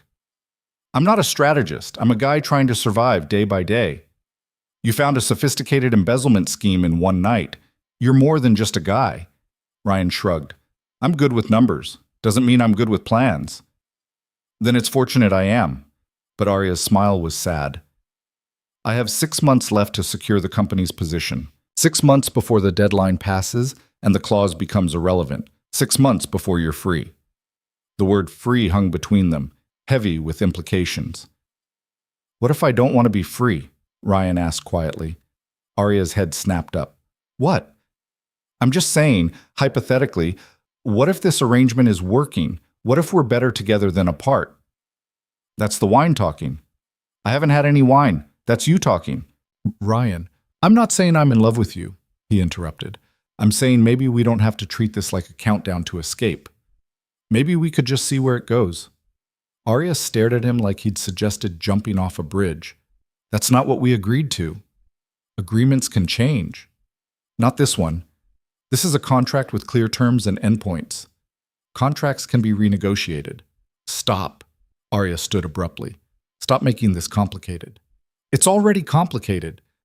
It doesn't have to be. We have an arrangement. We honor it. Then we part ways professionally. That was always the plan. Plans change, Arya. Not mine. Her voice rose. I don't do uncertain. I don't do maybe. I do clear terms and defined outcomes. You can't control everything. I can control this. I can control keeping boundaries clear and expectations realistic. Is that what you're doing, or are you just scared? The accusation landed like a punch. Arya's expression shuddered completely. Get out, she said quietly. Arya, get out of my office, Ryan. Now. He left, closing the door behind him. In the hallway, he leaned against the wall, heart pounding. That had gone spectacularly wrong. He'd pushed too hard, said too much, crossed a line he hadn't even known existed. Behind the closed door, he heard something break. Glass. Probably the wine glass. Then silence. Ryan went to his room and lay awake until dawn, replaying the conversation. He'd meant what he said. Somewhere in the past 6 weeks, this arrangement had stopped feeling like a transaction and started feeling like something else. Not love, not yet, but potential, possibility. And Arya was terrified of it. Morning came with awkward silence. Arya was already gone when Ryan woke up. No note, no text, just absence. He got Megan ready mechanically, his mind elsewhere. Is Arya mad at you? Megan asked over breakfast. Why would you think that? Because you're doing the quiet face, the one you do when you're upset. I'm not upset, Bug. Yes, you are. Did you have a fight? Ryan hesitated. Lying to his daughter felt wrong, but explaining the nuances of his fake marriage to a 6-year-old felt impossible. We had a disagreement, he said finally. Adults do that sometimes. Are you getting divorced? What? No. Where did that come from? Tommy's parents had disagreements. Then they got divorced. Now Tommy has 2 houses and twice the birthday presents. But he cries a lot. Ryan's chest tightened. Bug, Arya and I aren't getting divorced. We just need to figure some things out. What things? Complicated adult things. You always say that. Because it's always true. At work, the atmosphere was charged. News of Hastings' suspension had spread, along with wildly varying rumors about what had happened. Ryan avoided the gossip, buried himself in damage control, and tried not to think about Arya's face when she told him to leave. Around noon, his phone rang. Unknown number. Mr. Blake? This is Detective Sarah Morrison with the Financial Crimes Division. We need to schedule an interview regarding the Sterling Solutions case. Of course. When? Today, if possible. We're moving quickly on this. Ryan gave his statement that afternoon, walking detectives through the evidence he'd compiled. They were thorough, professional, and deeply interested in the fact that he'd uncovered the scheme so quickly. You have a background in forensic accounting? Detective Morrison asked. No, just financial analysis. I got lucky. Lucky and thorough. This is good work, Mr. Blake. I just want the money recovered and the person responsible held accountable. We'll do our best. Though I should warn you, these cases can take years to prosecute. As long as justice happens eventually. Morrison smiled. Spoken like someone who still believes in the system. That's refreshing. When Ryan finally returned to his desk, he found an email from Arya's assistant scheduling a meeting for Monday morning. No explanation, just a calendar invite. His stomach knotted. Was she firing him? Ending the arrangement early? Or just maintaining professional distance after their fight? He wouldn't find out until Monday. The weekend passed in tense silence. Arya worked from her home office, emerging only for brief, polite interactions. Ryan took Megan to the park, helped her research butterfly gardens, and tried to pretend everything was fine. Sunday evening, Megan ambushed them both in the kitchen. We need a family meeting, she announced with the seriousness of a corporate executive. Ryan and Arya exchanged surprised glances. A family meeting? Arya repeated. Yes. Sit down, please. They sat. Megan stood at the head of the table, hands on her hips. You're both being weird, she declared, and it's making me nervous, so we're going to talk about it. Bug, this isn't... Ryan started. No interrupting. I'm talking. Megan took a breath. I know you had a fight. I know you're both pretending everything's fine, but it's not fine. You're sad and she's hiding and nobody's talking. Arya looked genuinely surprised. Megan, adult relationships are complicated. I know. You say that a lot. Megan's eyes welled up. But I like living here. I like having dinner together. I like that Arya reads me stories sometimes, even though she's not very good at the voices. I don't want it to stop. Ryan's throat tightened. Sweetheart, do you like living here, Daddy? Yes. Do you like Arya? Yes. Megan turned to Arya. Do you like living with us? Arya opened her mouth, closed it, looked trapped. Finally, yes. Then why are you being weird? Because sometimes adults need to figure out what they want without involving 6-year-olds in the decision-making process, Arya said gently. But I'm part of this family. I should get a say. You are part of this family, Ryan agreed. But some things are between Arya and me. Megan's lower lip trembled. Are you sending me away? What? No! Bug, no one's sending you anywhere. Then what's wrong? Ryan looked at Arya helplessly. She looked back, equally lost. Your dad and I need to figure out how to be better at communicating, Arya said finally. That's all. No one's leaving. No one's being sent away. We're just learning. Learning what? How to be a family. The words hit Ryan like a freight train. Arya's eyes widened slightly, like she hadn't meant to say that out loud. Okay, Megan said, apparently satisfied. But you should probably hug or something. That's what they do on TV after family meetings. I don't think, Arya began. Megan was already pushing them together. Hug! It was possibly the most awkward hug in human history. Ryan's arms around Arya's shoulders, her hands hovering uncertainly at his sides, both of them rigid with discomfort while a 6-year-old supervised. Better, Megan declared. Now say sorry. Megan, that's not... Ryan tried. Say sorry. I'm sorry I pushed too hard, Ryan said, meeting Arya's eyes over Megan's head. Arya swallowed. I'm sorry I shut down instead of talking. Good. Now you're fixed. Can we have ice cream? It's 8 p.m., Ryan said automatically. So? So it's almost bedtime. But we just had a family meeting. That deserves ice cream. Arya laughed, a surprised sound. She makes a compelling argument. Fine. Small bowls, then bed. They ate ice cream at the kitchen island, Megan chattering about butterfly gardens and school projects while Ryan and Arya navigated careful conversation around her. It wasn't comfortable, but it was something. After Megan was asleep, Ryan found Arya on the back patio, wrapped in a blanket against the October chill. "Can I join you?" he asked. "It's your house, too." He sat beside her on the patio furniture, watching stars barely visible through light pollution. "I meant what I said earlier," Ryan began, "about being sorry." "So did I." Arya pulled the blanket tighter. "I'm not good at this. People, relationships, feelings that don't fit into spreadsheets. Nobody's good at it. We're all just pretending. You're good at it. You're a good father, a good person. I'm a person trying his best and failing regularly. That's still better than not trying at all." She turned to look at him. "I've spent my entire adult life avoiding exactly this. Vulnerability, connection, risk. And then you and Megan showed up, and suddenly I'm researching butterfly gardens and having family meetings. Is that a bad thing? I don't know. It's terrifying." "Yeah, it is."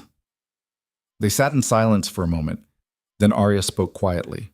"When the year ends and the contract expires, what happens to us?" "I don't know," Ryan admitted. "But maybe we don't have to decide right now. Maybe we just see where we are in 6 months." "That's very uncertain. Life's uncertain." "I hate that." "I know." Arya leaned her head against his shoulder, tentative. Ryan held still, afraid to move and break whatever fragile piece they'd found. "Thank you," she whispered, "for not giving up on me when I'm difficult."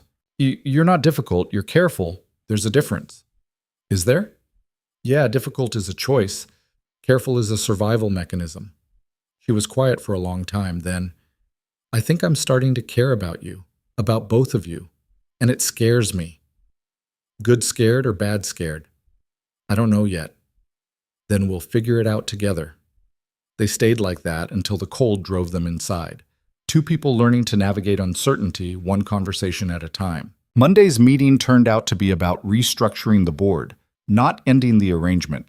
Arya was all business, outlining plans for replacing Hastings and strengthening financial oversight. Ryan contributed analysis, suggested safeguards, and tried not to think about her head on his shoulder 2 nights ago. After the meeting, Victoria Chen cornered him in the hallway. "Walk with me," she said. It wasn't a request. They walked toward the executive elevators in silence. Then Victoria spoke. "I'm going to ask you a question, and I want an honest answer. Are you in love with her?" Ryan stopped walking. "Excuse me?" "Arya, are you in love with her?" "That's none of your business." "It's absolutely my business. I have significant investments in this company. If the CEO's marriage is fraudulent and it becomes public, stock prices tank. So I'll ask again. Are you in love with her?" Ryan met her calculating gaze. "I care about her success, about the company. Whether that's love or something else, I'm still figuring out." "That's not an answer." "It's the only one I have." Victoria studied him for a long moment. "You know what I think?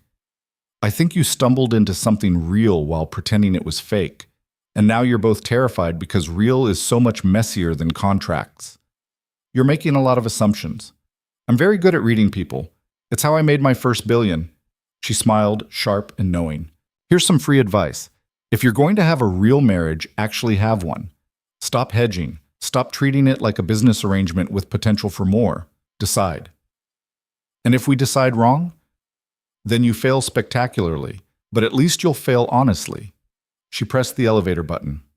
"Think about it." The elevator arrived and she stepped inside, leaving Ryan alone in the hallway with her words echoing in his head. Decide. As if decisions were that simple. As if you could choose feelings like menu items. But maybe Victoria had a point. Maybe they'd been so focused on maintaining boundaries that they'd forgotten to question whether those boundaries still served them. Ryan returned to his desk and pulled up his calendar. 6 months until the contract ended. 6 months to figure out what they were really doing. 6 months to decide if this marriage was ending or just beginning. Victoria's words haunted Ryan for the next 3 weeks, circling his thoughts at inconvenient moments. Decide. Stop hedging. As if the human heart operated on binary code instead of messy, contradictory impulses that changed hourly. The problem was, he was starting to realize she might be right. November arrived with early snow and a shift in the household dynamic that Ryan couldn't quite name. Arya still worked relentless hours, but she'd started coming home for dinner most nights. She asked Megan about school with what seemed like genuine interest. She'd even attempted to help with homework once, though her approach to second-grade math involved algorithmic problem-solving that left Megan more confused than enlightened. "You're overcomplicating addition," Ryan had said, rescuing the situation. "There's no such thing as overcomplicating," Arya replied. "There's only thorough analysis. It's 2 plus 3, not a merger proposal." But she'd smiled when she said it, and later Ryan found her reading a book called Elementary Education, A Parent's Guide, hidden under a stack of financial reports. Small things, incremental changes, the kind that accumulated quietly until you looked up one day and realized your entire landscape had shifted. The catalyst came on a Tuesday, mundane and unexpected like most life-changing moments. Ryan was working late in his home office, the spare room that had gradually transformed into his workspace, when Arya knocked on the doorframe. "Do you have a minute?" she asked. He saved his spreadsheet. "Sure, what's up?" She entered carrying her laptop, her expression difficult to read. Not angry, not scared, something else. "I need to show you something." She set the laptop on his desk, pulling up a legal document. "This came through today. The settlement offer from Hastings' legal team." Ryan scanned the document. Hastings was offering to return $2 million of the embezzled funds in exchange for reduced charges and no jail time. "That's barely half of what he stole," Ryan said. "I know. But my lawyers think it's the best we'll get. A trial could take years, cost millions in legal fees, and there's no guarantee we'd recover more." "So he wins." "He doesn't win. He returns some of the money and his reputation is destroyed. But he doesn't go to prison." Ryan sat back, frustration building. "That's not justice." "No, it's pragmatism." Arya's voice was flat. "Welcome to corporate law, where the wealthy negotiate their consequences. You're going to accept it. I don't see another choice.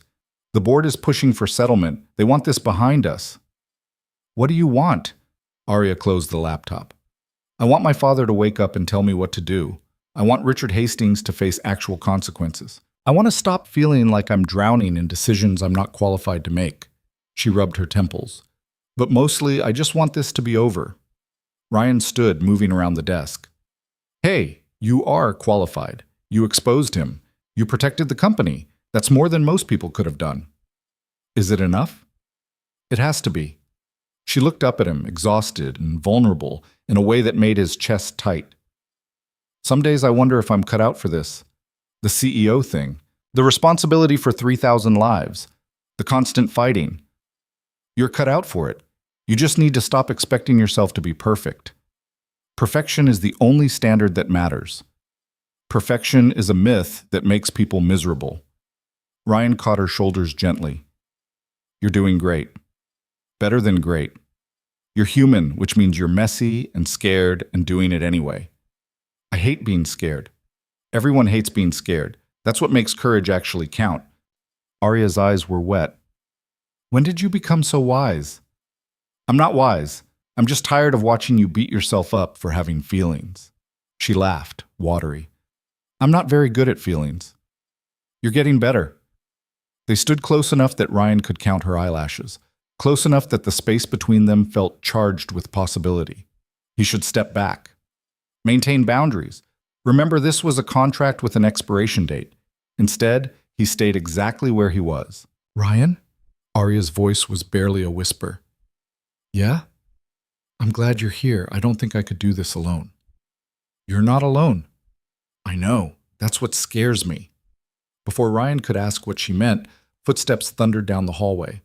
They sprang apart seconds before Megan burst through the door, still in her pajamas, tears streaming down her face. Bug, what's wrong? Ryan was moving before conscious thought, scooping her up. I had a bad dream, Megan sobbed into his shoulder. About Mommy. She was leaving again and I couldn't stop her. Ryan's heart cracked. Megan's nightmares had decreased over the past year, but they still surfaced occasionally, triggered by nothing Ryan could predict or prevent. It's okay, sweetheart. It was just a dream. But it felt real, and I couldn't remember her face. I tried to remember, and I couldn't. Her sobs intensified. Ryan carried her to the couch, rocking her gently. You remember her. You have pictures. You have stories. It's not the same, Megan hiccuped. Pictures don't smell like her. Pictures don't hug back. Over Megan's head, Ryan saw Arya standing frozen in the doorway, clearly uncertain what to do. He gave her a helpless look. He didn't know what to do either.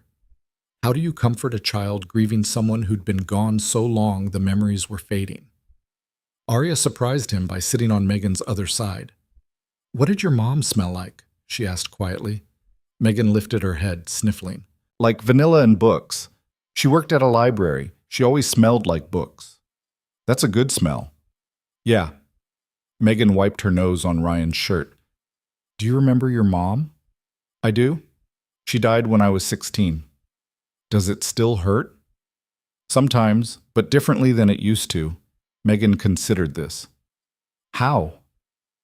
When she first died, everything hurt all the time, like a broken bone that never stopped aching. Now it's more like missing someone who went on a very long trip. I can think about her without it destroying me. When will I stop hurting? Arya glanced at Ryan, who nodded slightly. Continue. I don't know, Arya said honestly.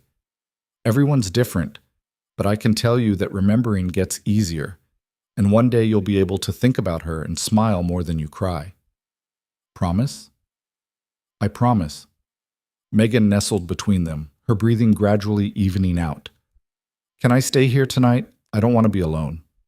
Of course, Bug, Ryan said. Will you stay too, Arya? Arya looked startled. I don't think... Please, just until I fall asleep? Okay, until you fall asleep. They sat on the couch in Ryan's office, Megan curled between them until her breathing deepened into sleep. Ryan should move her to her bed, should reestablish normal boundaries, should do a lot of things. Instead, he stayed right where he was, with his daughter asleep on his lap and Arya's shoulder pressed against his. She misses her mother, Arya said softly. Every day? You must miss her too. Ryan was quiet for a moment. I miss who we were together, young and stupid and convinced we had forever. But I don't miss the relationship we actually had at the end. The hospital rooms, the pain, the slow deterioration of someone you love. That's honest. Sarah would have appreciated honesty. She hated when people sugar-coated things. He smiled slightly. She would have liked you, actually. You're both terrifyingly direct. I'm not sure that's a compliment. It is. Sarah didn't have patience for bullshit. Neither do you. What else would she have thought about me? She'd think I was an idiot for marrying someone without dating them first. Then she'd ask you 80 questions about quantum computing and your business strategy. Then she'd probably tell you to stop working so hard and actually live your life. Sounds like she was wise. She was 29 and dying. That tends to clarify priorities. Arya was quiet. Then, do you ever regret it? Marrying me instead of finding someone you actually loved? The question hung in the air, heavy with implications. I don't regret giving Megan stability, Ryan said carefully. I don't regret the work we've done together. I don't regret getting to know you. That's not an answer. It's the only one I have right now. Arya nodded slowly. Fair enough. They sat in silence until Ryan's legs went numb. Finally, he carefully extracted himself and carried Megan to her room, tucking her in with both her triceratops and her unicorn. When he returned to his office, Arya was still on the couch, staring at nothing. You okay? He asked. I was thinking about what you said, about Sarah clarifying priorities. She looked up. What are your priorities now? Ryan sat beside her. Megan's happiness, her security, making sure she grows up knowing she's loved. That's it? Isn't that enough? I suppose. But what about your happiness, your security, your life beyond being a father? I'm a single parent. My life is being a father. That's bleak. That's reality. Arya shook her head. You're allowed to want things for yourself, Ryan. You're allowed to have dreams that don't revolve around your daughter. What about you? What do you want that doesn't revolve around Sterling Solutions? She opened her mouth, closed it. I don't know. Then we're both lost. Apparently so. They sat together in the quiet, two people who'd built lives around obligations and forgotten to include joy. We should probably figure that out, Arya said finally, before the contract ends and we're both just adrift. Yeah, we probably should. But neither of them moved. Neither wanted to break whatever fragile connection they'd found, sitting in the dark with a grieving child between them. The next morning brought news that shattered their tentative peace. Ryan was making breakfast when Arya's phone rang. She answered, listened, and went completely white. When? A pause. I'm on my way. She hung up, hands shaking. My father's awake, she said. He's conscious and asking for me. Ryan's mind raced. That's good news, right? I don't know. They said his cognition is unclear. He might not remember the stroke. Might not remember the past 2 years. Do you want me to come with you? No, I need to do this alone. She grabbed her keys, then stopped. Actually, yes. Please come. I don't want to be alone for this. They arranged emergency care for Megan and drove to the hospital in tense silence. Arya's knuckles were white on the steering wheel. What if he doesn't recognize me? She asked. Then you remind him who you are. What if he's angry about the company, about Hastings, about the decisions I made? Then you explain. But Arya, you saved his company. You have nothing to apologize for. I married a stranger to satisfy a clause, he wrote. You did what was necessary. He'll understand. Will he? Ryan didn't have an answer for that. The hospital room was sterile and beeping with machinery. Arya's father looked smaller than Ryan expected, diminished by illness and time. But his eyes were open, tracking their entrance with sharp awareness. Arya, he rasped. His voice was rough from disuse. Dad. Arya moved to his bedside, tears streaming. You're awake. You're finally awake. How long? 2 years. You had a major stroke. You've been in and out of consciousness, but never fully coherent until now. He processed this, his expression cycling through emotions. The company? Stable, profitable. I've been running it. You. Not a question. An assessment. Yes, me. He looked at Ryan. Who's this? This is Ryan Blake. He's... Arya hesitated. Your husband, Ryan finished, stepping forward. I'm her husband, sir. The old man's eyebrows rose. Husband. You got married? It's complicated, Arya began. The bylaw, her father said suddenly. The marriage clause. You used it. I had to. Hastings was positioning for a hostile takeover. I needed to secure my voting rights. Her father studied them both with uncomfortable intensity. So this is a business arrangement. It started that way, Arya admitted. But it's become something else. Has it? He looked at Ryan. What do you do at Sterling Solutions? I'm a financial analyst, sir. I work in Arya's department. And you agreed to marry her for what? Money? Ryan met his gaze evenly. $2 million, yes, to secure my daughter's future. Honest, I appreciate that. He turned back to Arya. Tell me everything, the company, the numbers, what I've missed. Arya spent the next hour briefing her father on 2 years of business decisions. Ryan watched the old man's face transform from suspicion to grudging approval. You did well, he said finally. Better than I expected. You didn't expect me to succeed? Arya's voice was brittle. I expected you to be competent. You exceeded competent. You were strategic. I exposed Richard Hastings for embezzlement. He's settling for $2 million returned. Her father's expression darkened. Hastings? That son of a... He coughed, machines beeping in alarm. Dad, calm down. How much did he take total? 4.3 million? And you're accepting 2 million? That's weak. That's pragmatic. The lawyer said, well, I don't care what the lawyer said. You don't negotiate with thieves, you destroy them. Arya's hands clenched. I made the best decision I could with the information available. Your best decision was inadequate. The words hit like a slap. Ryan saw Arya flinch, saw her armor slamming back into place. "I'm sorry my performance didn't meet your standards," she said coldly. "Perhaps you should have woken up sooner. Perhaps you should have been less forgiving. I was trying to protect the company's reputation. By letting a criminal walk away? That's not protection. That's cowardice." Ryan stepped forward. "With respect, sir, your daughter saved Sterling Solutions. She exposed the embezzlement, restructured the board, and maintained profitability during a crisis. Criticizing her for making difficult choices with imperfect options is unfair." Arya's father turned his sharp gaze on Ryan. "Did I ask for your opinion?" "No, but I'm giving it anyway. Arya's been carrying this company on her shoulders for 2 years. She deserves credit, not criticism. You defend her because you're sleeping with her. I defend her because she's brilliant and capable, and she doesn't need your approval to prove her worth." The room went silent except for the beeping monitors. Arya stared at Ryan like she'd never seen him before. Her father's expression shifted. "You actually care about her?" "Yes. Even though this marriage is a business arrangement? Especially because it started that way. I've watched her build something real from a contract. That takes courage most people don't have."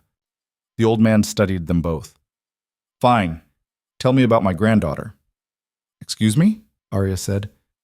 "You married a man with a child. That makes her my granddaughter. Tell me about her." Ryan pulled out his phone, showing pictures of Megan. "Her name's Megan. She's 6. She loves dinosaurs and painting and asking questions nobody can answer."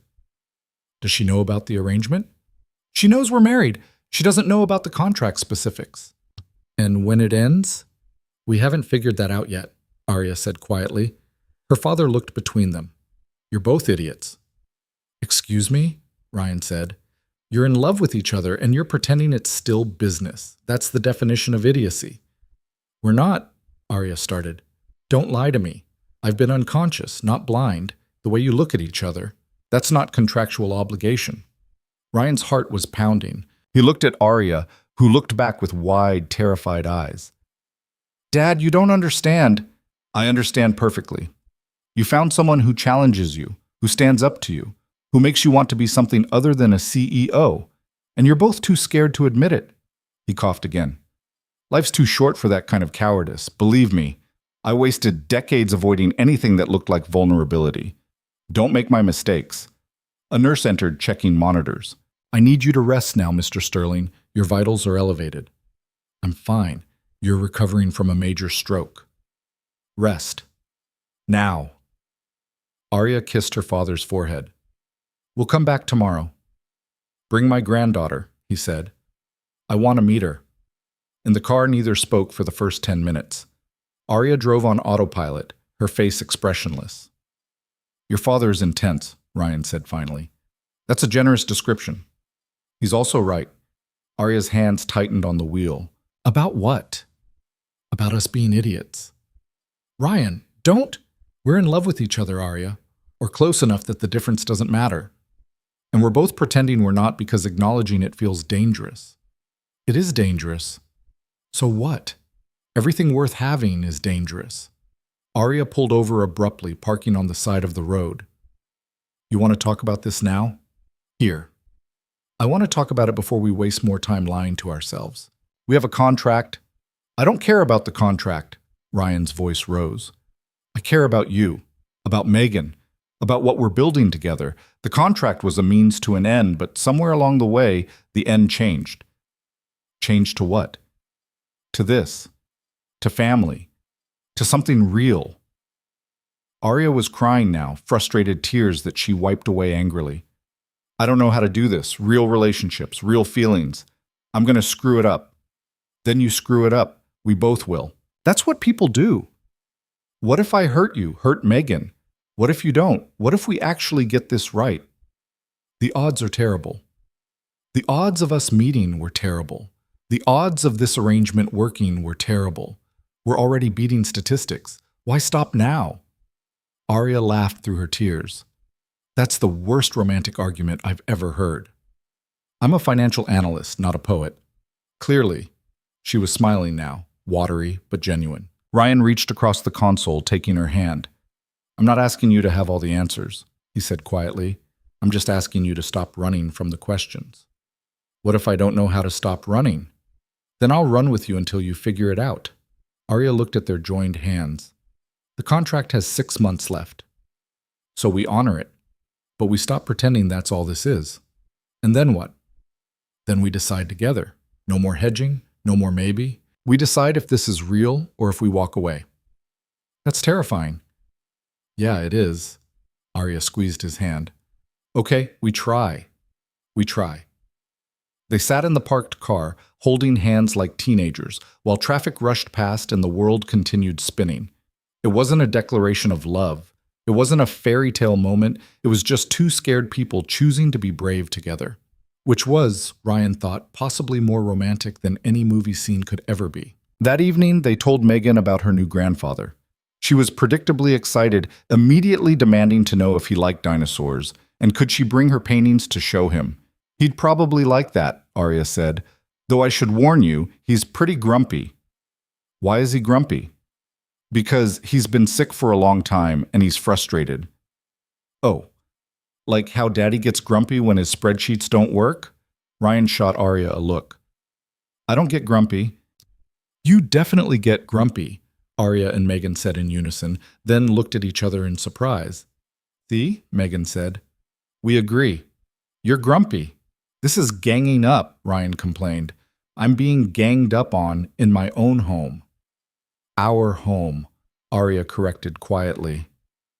The word landed softly but significantly. Our home. Not my home where you're staying, not the house we share contractually. Our home. Megan didn't seem to notice the weight of it, already running upstairs to pick which paintings to bring, but Ryan noticed. He noticed the way Arya's shoulders relaxed, the way her smile reached her eyes, the way she looked at him like maybe, possibly, this could actually work. Later, after Megan was asleep, they sat in the living room with glasses of wine neither was really drinking. I talked to my lawyers today, Arya said, about the contract. Ryan's stomach dropped. And? They said we could void it early if both parties agree, or we could renegotiate terms. What terms would you want? I don't know. The original terms were about survival, about protecting the company, but that's not what this is anymore. What is it now? Arya looked at him directly. I think it's about building something, not a company, not a transaction, just something. Something is vague. Something is all I have right now. She set down her wine. I'm not ready to say I love you. I'm not ready to make grand promises, but I'm ready to stop pretending this is temporary.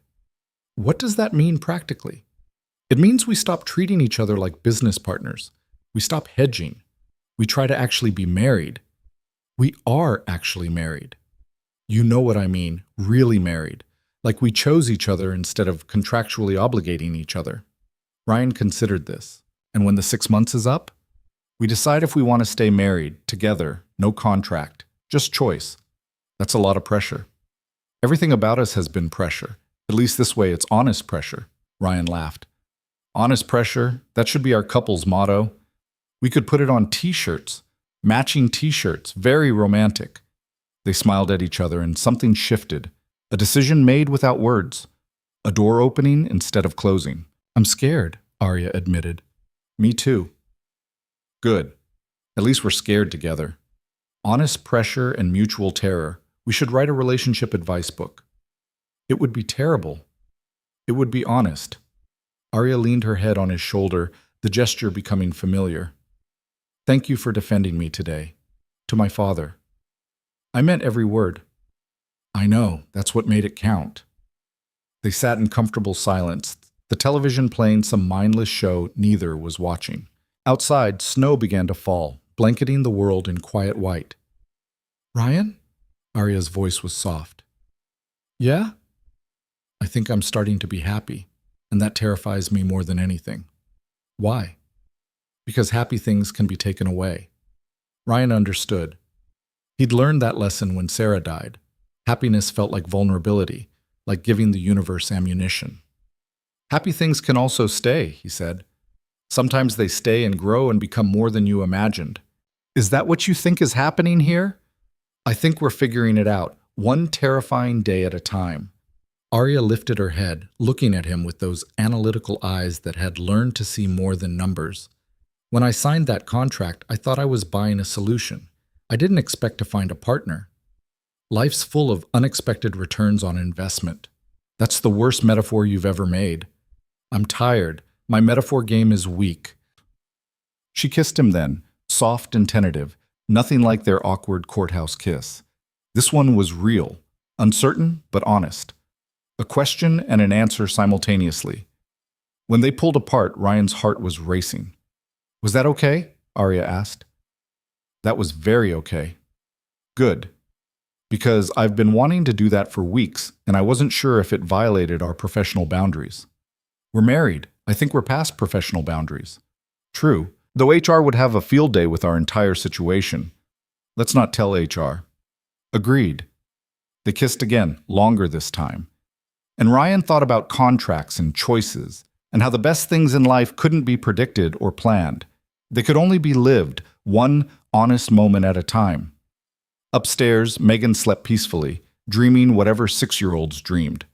In a hospital across town, Arya's father recovered, grumpy and alive. At Sterling Solutions, 3,000 employees continued working, unaware their CEO had just stopped running from her own heart. And in a house that had felt too big and too empty, 2 people who'd married for survival discovered they might actually be choosing to stay. Not because a contract demanded it, but because sometimes the best decisions were the ones you made after the fear, not instead of it. 3 months passed in a blur of carefully constructed normalcy that felt increasingly less constructed and more genuinely normal with each passing week. Ryan still woke up some mornings disoriented, momentarily forgetting that he lived in a mansion with a woman who'd once been just his boss. Then he'd smell coffee brewing downstairs and hear Megan's laughter echoing through halls that no longer felt cavernous. And the disorientation would fade into something warmer, something that felt dangerously close to belonging. Arya's father, stubborn and determined in ways that explained exactly where his daughter had learned her relentless drive, made steady progress in rehabilitation.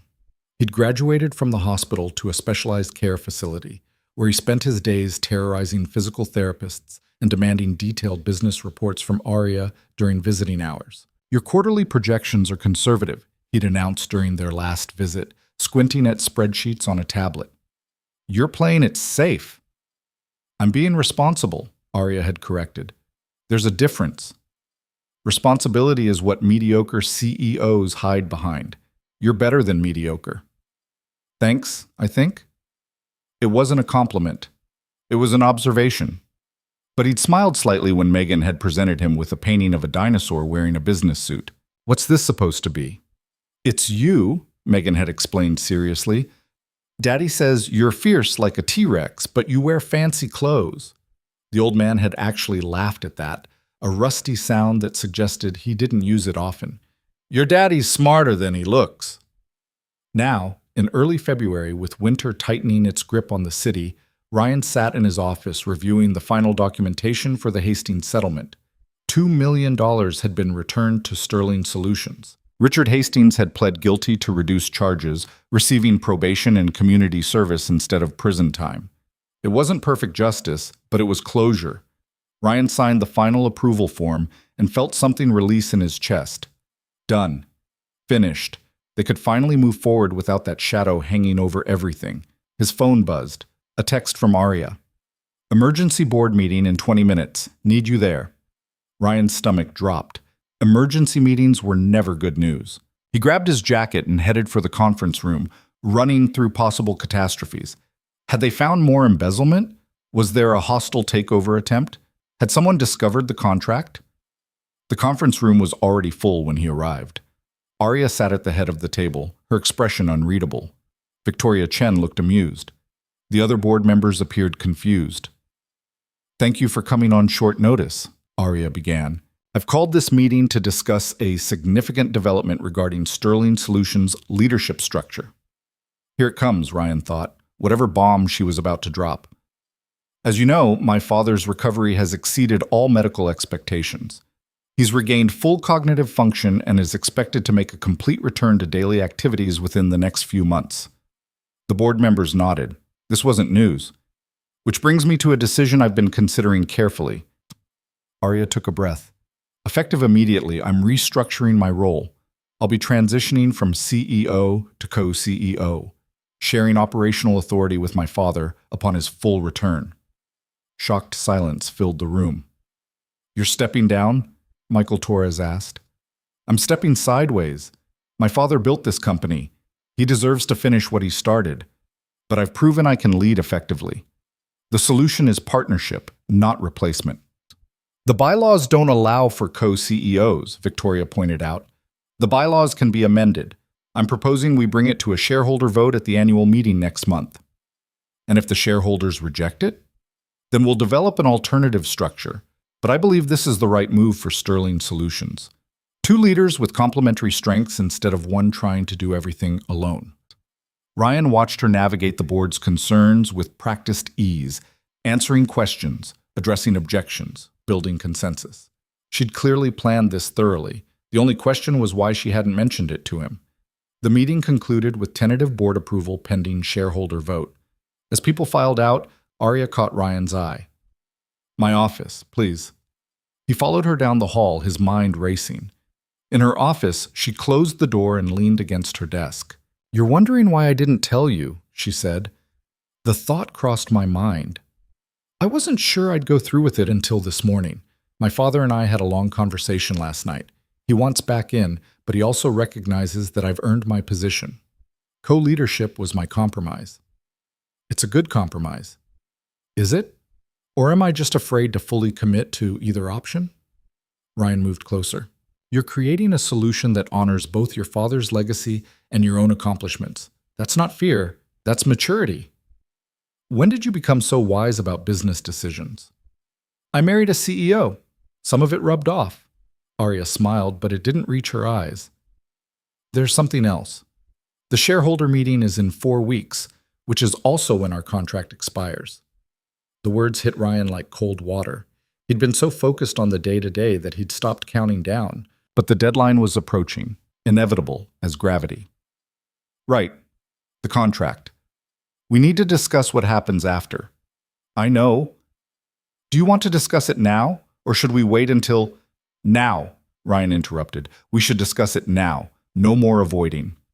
Arya nodded, moving to the window. The city spread below them, indifferent to their personal drama. When I wrote that contract, I thought I was solving a problem, she said quietly. I needed a husband.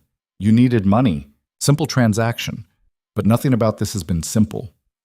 No, it hasn't. I've never lived with someone before. Not like this. Not with actual intimacy and shared space and someone who knows how I take my coffee. Black in the morning, cream in the afternoon, Ryan supplied. Exactly. You know these things about me. And I know that you stress clean and go quiet when you're overwhelmed and you always check on Megan twice before you can sleep. She turned to face him. Those aren't contractual obligations. Those are relationship details. So what are you saying? I'm saying that I don't want this to end in 4 weeks. I don't want to go back to living alone in this big empty house. I don't want to lose what we've built. Relief flooded through Ryan. Then don't. It's not that simple. It is exactly that simple. Do you want to stay married? Yes, but not because of a contract, because I'm choosing it. Then choose it. Arya shook her head. You're making this sound easy. It should be easy. When you strip away all the complications, it's a simple question. Do you want to be married to me? Not legally obligated, actually married. What about the money? You were supposed to get $2 million. Ryan had thought about this extensively over the past few weeks. The original contract had quarterly payments, which meant he'd already received half the total amount. $1 million. More money than he'd ever imagined having. Enough to secure Megan's future several times over. Keep it, he said. Ryan, that's $1 million. I know what it is, and I'm saying keep it. Invest it back in the company. Use it for employee benefits. I don't care. I didn't marry you for money anymore. That stopped mattering somewhere around the time you learned to read bedtime stories with character voices. I'm terrible at character voices. You're enthusiastic. Megan loves it. She laughs at me. She laughs with you. There's a difference. Arya's eyes were wet. You're sure about this? Because once we void the contract, you can't change your mind. I've never been more sure of anything. Well, except maybe that time I was sure I could install my own dishwasher. That was a disaster. But this I'm sure about. She laughed, watery and genuine. We need to make this official, legal, not a contract, a real marriage. I thought we were already legally married. We are. But that was a courthouse ceremony that lasted 11 minutes. I'm talking about something that actually means something. Are you proposing we get married again? I'm proposing we do it right this time, with vows we actually write, people we actually care about, a commitment we're actually making instead of contractually obligating. Ryan considered this. Megan would lose her mind. She's been asking about weddings since she figured out what marriage meant. Is that a yes? That's a let me propose properly so I'm not the guy who got proposed to twice by the same woman. You have proposal plans? I have ideas. Give me a week. Arya stepped closer, taking his hands. I love you. I don't think I've said that clearly, without hedging or qualifying. I love you, Ryan Blake. You're stubborn and optimistic, and you make me want to be something other than a CEO. You make me want to be a person. Ryan's throat tightened. I love you too. You're terrifying and brilliant, and you challenge me to be better than I thought I could be. Also, you make really terrible scrambled eggs, but I eat them anyway because you're trying. My eggs aren't that bad. Your eggs are legitimately terrible. We've been politely avoiding the truth. Megan eats them. Megan drowns them in syrup. Everything tastes fine under enough syrup.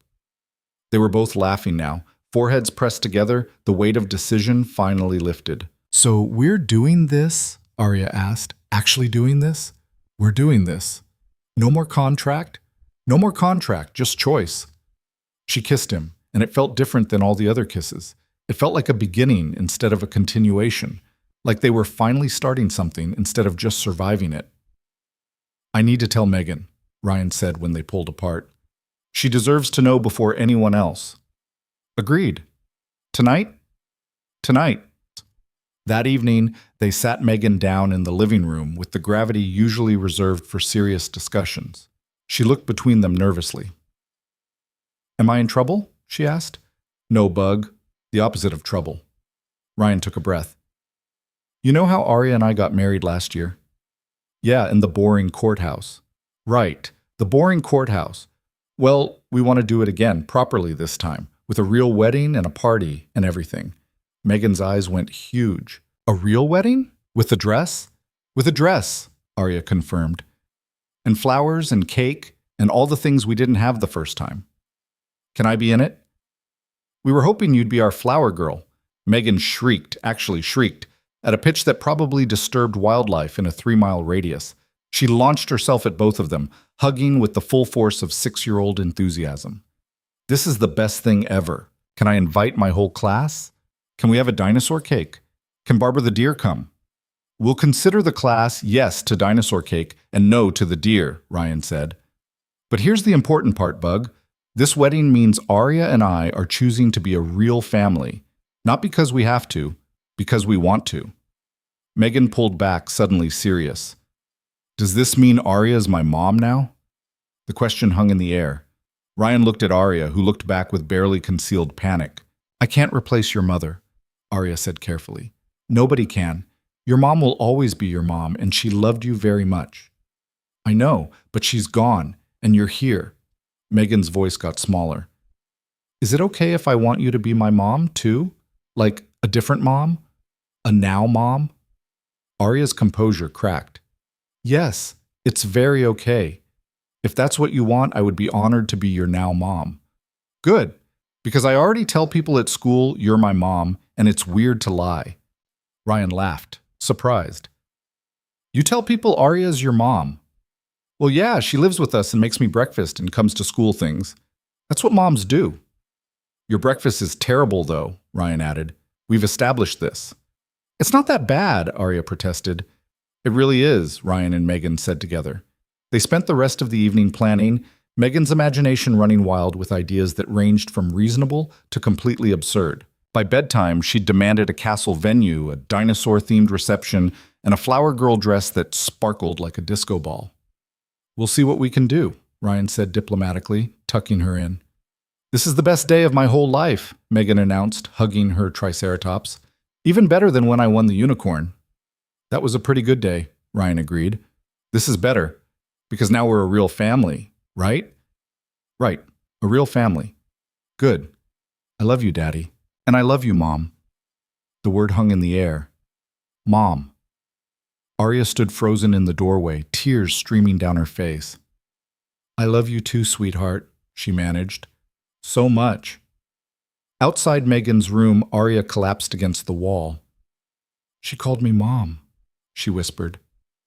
She did. I don't know how to be a mom. Nobody knows how to be a mom. You just do it and hope you don't screw up too badly. That's terrifying. Welcome to parenthood. Population, everyone who's ever raised a child. Arya wiped her eyes. I need a drink. I'll get the wine. They sat in the kitchen with wine and the comfortable silence of people who'd learned to exist together without filling every moment with words. Outside, snow fell steadily, blanketing the world in quiet white. I talked to my father today, Arya said eventually, about us, about the contract ending. What did he say? He said he was glad I'd stopped being an idiot. Then he asked when the wedding was because he wanted to walk me down the aisle. That's sweet. He also said if I screwed this up, he'd haunt me from beyond the grave. Less sweet, more threatening. That's my father. Arya smiled slightly. He likes you, you know. He told me you're good for me because you don't let me get away with my bullshit. I have no idea what he's talking about. You're never difficult. I'm frequently difficult. Okay, yes, but it's part of your charm. Difficulty is charming now? On you it is. They smiled at each other across the kitchen island, and Ryan thought about how far they'd come. From that first awkward meeting in the conference room to this moment, choosing each other without obligation or contract, just two people who'd stumbled into something real while pretending it was fake. The shareholder meeting arrived with the particular tension of knowing everything could still fall apart at the last moment. Ryan sat in the audience section, watching Arya present her co-CEO proposal with the same commanding presence she brought to every business challenge. Beside him, Megan colored quietly in a notebook, occasionally asking whispered questions about what was happening. Is Arya giving a speech? She whispered. Kind of. She's asking the shareholders to approve a new leadership structure. Will they say yes? I hope so. The vote was called. Ryan held his breath as the results tabulated. 72% approval, more than enough to pass. Relief washed through the room. Arya caught Ryan's eye from the podium and smiled, genuine and unguarded. They'd done it. Secured the company's future without sacrificing either her father's legacy or her own leadership. After the meeting, during the reception that followed, Victoria Chen cornered Ryan near the refreshment table. So, the contract's over, she said without preamble.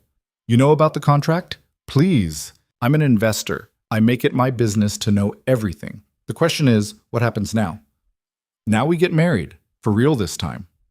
Victoria's smile was sharp. I knew it. You two were never good at pretending you didn't care about each other. Was it that obvious? To anyone paying attention, yes. The way you defended her. The way she relaxed around you. People in business arrangements don't look at each other like that. Like what? Like your home. The word settled over Ryan like a blanket. Home. That's what Arya had become.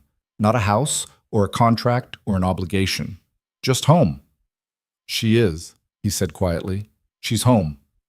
Then don't screw it up. Victoria raised her champagne glass. To honest love disguised as business transactions. May your future be less complicated. I'll drink to that.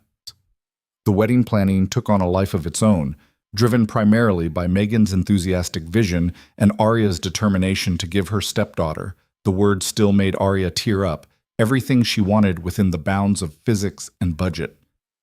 We can't actually have Barbara the deer at the wedding, Ryan explained for the 5th time. Why not? Megan demanded. Because deer are wild animals who don't attend social functions. We could train her. We're not training a deer. You never let me do anything fun. I let you have a disco ball flower girl dress. That was the bare minimum. Ryan looked at Arya helplessly. Help me. You're on your own with this one, Arya replied, clearly trying not to laugh. I'm staying out of the deer debate. They compromised with deer decorations and a cake topper featuring a bride, groom, child, and small deer figure that Megan declared acceptable but not ideal. Ryan's proposal happened on a random Tuesday because the best moments in life rarely waited for perfect timing. They were in the backyard helping Megan with her butterfly garden. The project Arya had researched extensively and then thrown herself into with characteristic intensity. Ryan watched Arya explain pollination patterns to his daughter with the same focus she applied to quarterly reports, and something clicked into place. This was his life. This garden. This woman covered in dirt explaining science to a 6-year-old. This imperfect, complicated, beautiful reality they'd built from a contract and transformed into something real. "Arya," he said.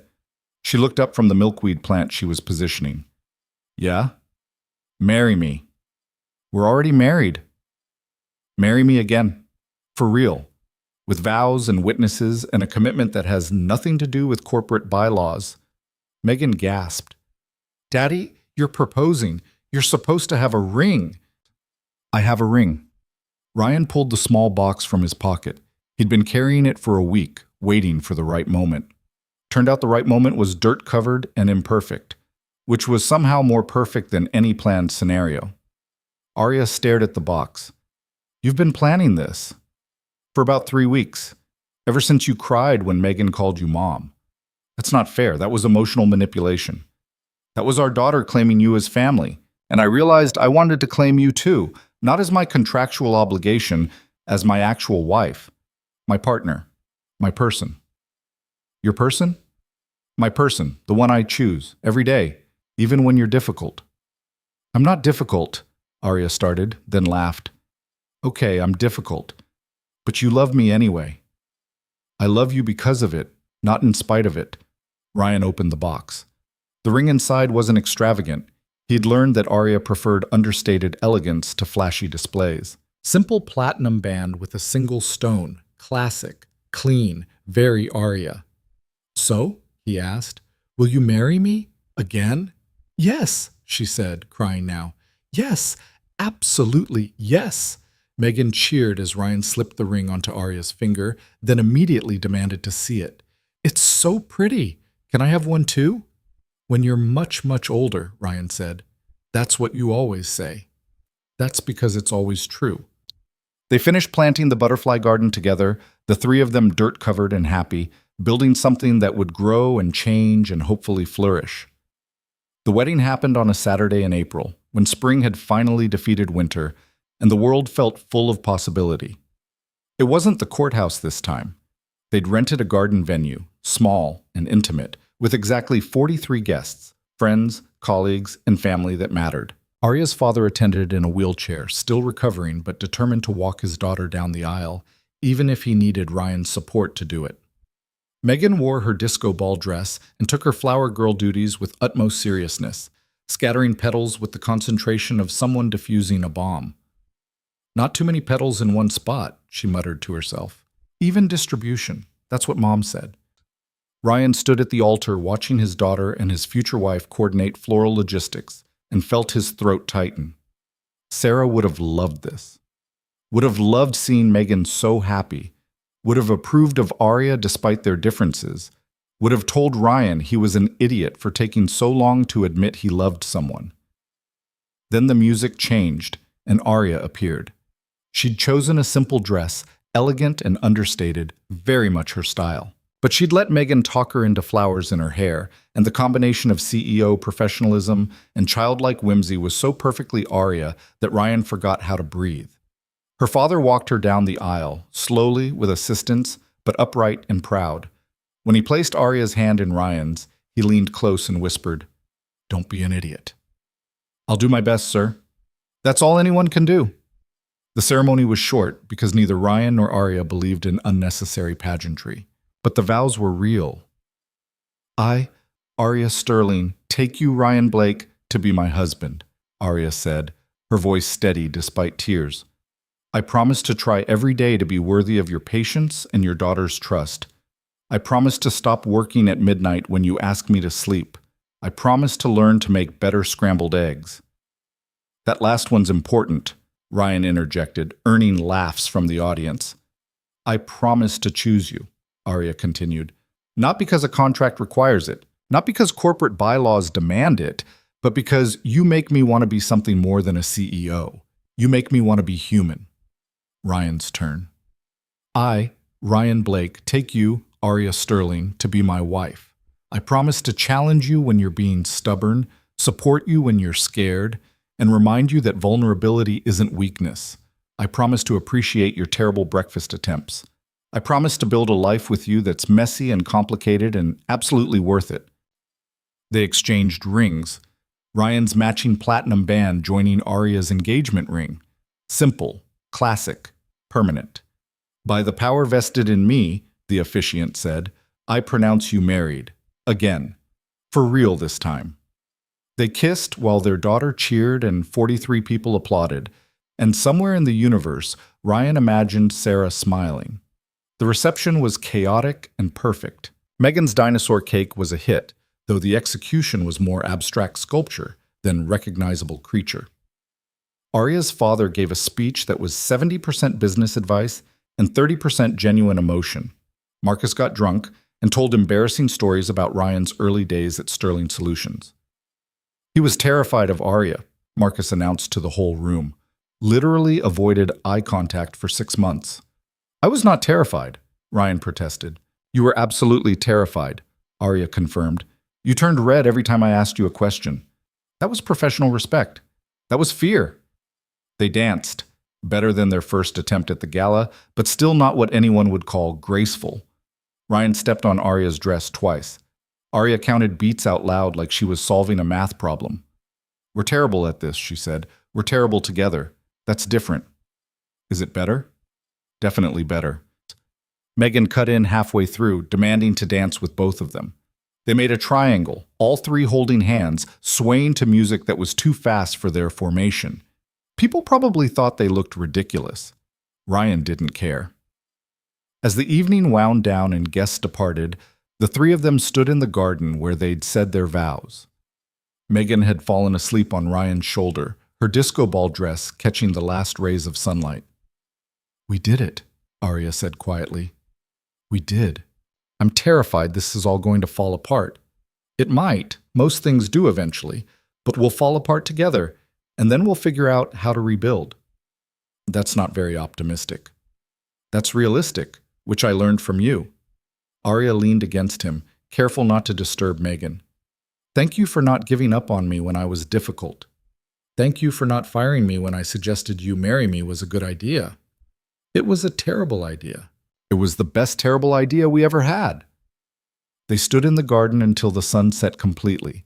Three people who'd found each other through corporate bylaws and contractual obligations, who'd built something real from paperwork and desperation, who'd learned that sometimes the best families were the ones you chose rather than the ones you were given. 6 months later, on an October evening that mirrored the night Ryan had first moved into Arya's house, they sat on the back patio watching Meghan play in the yard.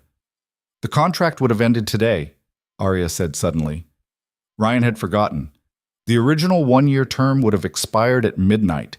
Instead, they'd been married, really married, for 6 months, with no expiration date in sight. How does it feel? He asked. Like freedom, like choice. She took his hand. Like I finally understand what my father meant about not wasting life on cowardice. Your father's surprisingly wise for someone who writes controlling corporate bylaws. He's a complicated man. Runs in the family. Meghan ran up to them, breathless and grass-stained. Mom, Dad, look! I found a caterpillar. Can we keep it until it's a butterfly? We can set up a habitat, Arya said, and observe the metamorphosis. The meta what? The change from caterpillar to butterfly. Meghan considered this seriously. Like how our family changed? From fake to real? Ryan and Arya exchanged glances. Exactly like that, Ryan said. Sometimes the best things start as something else entirely and transform into what they were always meant to be. That's deep, Daddy. I have my moments. They went inside to research caterpillar habitats. The three of them crowded around a laptop, planning another project that would probably be more complicated than necessary, but would be theirs. Their family. Their choice. Their perfectly imperfect life built from contracts and transformed into love. Later, much later, after Megan was asleep and the house was quiet, Ryan found Arya in her office. Not working for once, just sitting in the dark, looking out at the city. "You okay?" he asked. "I was thinking about that first meeting when I proposed this insane arrangement. Best worst business decision you ever made?" "Something like that." She turned to face him. "I was so sure I had everything figured out. The contract, the terms, the clean exit strategy. I thought I could control every variable." "You can't control love, that's kind of the point." "I'm learning that." She stood, moving into his arms. "Thank you for teaching me. Thank you for being worth learning with." They stood together in the quiet office, two people who'd married for survival and stayed for love, who'd learned that the best contracts were the ones you tore up in favor of something real. Outside, the city continued its endless rhythm. Inside, three people who'd found each other through desperation and paperwork slept peacefully, a family built from nothing and transformed into everything. The contract had ended. The marriage was just beginning. And sometimes, Ryan thought as he held his wife in the darkness, the best stories were the ones that started with terrible ideas and ended with choosing to stay. Not because you had to, but because leaving was unthinkable. Because home wasn't a place or a contract or an obligation. Home was the people who made you want to be better than you were, the people who saw your worst qualities and loved you anyway. The people who transformed legal paperwork into bedtime stories and business arrangements into butterfly gardens and survival tactics into genuine, messy, complicated love. Ryan had signed a contract for $2 million and security. He'd gotten a family, a partner, and a life he never could have planned. The math didn't add up. The logic was flawed. The entire arrangement violated every principle of sound decision-making. But love, Ryan had learned, was the ultimate terrible idea that somehow worked anyway, and he wouldn't change a single thing.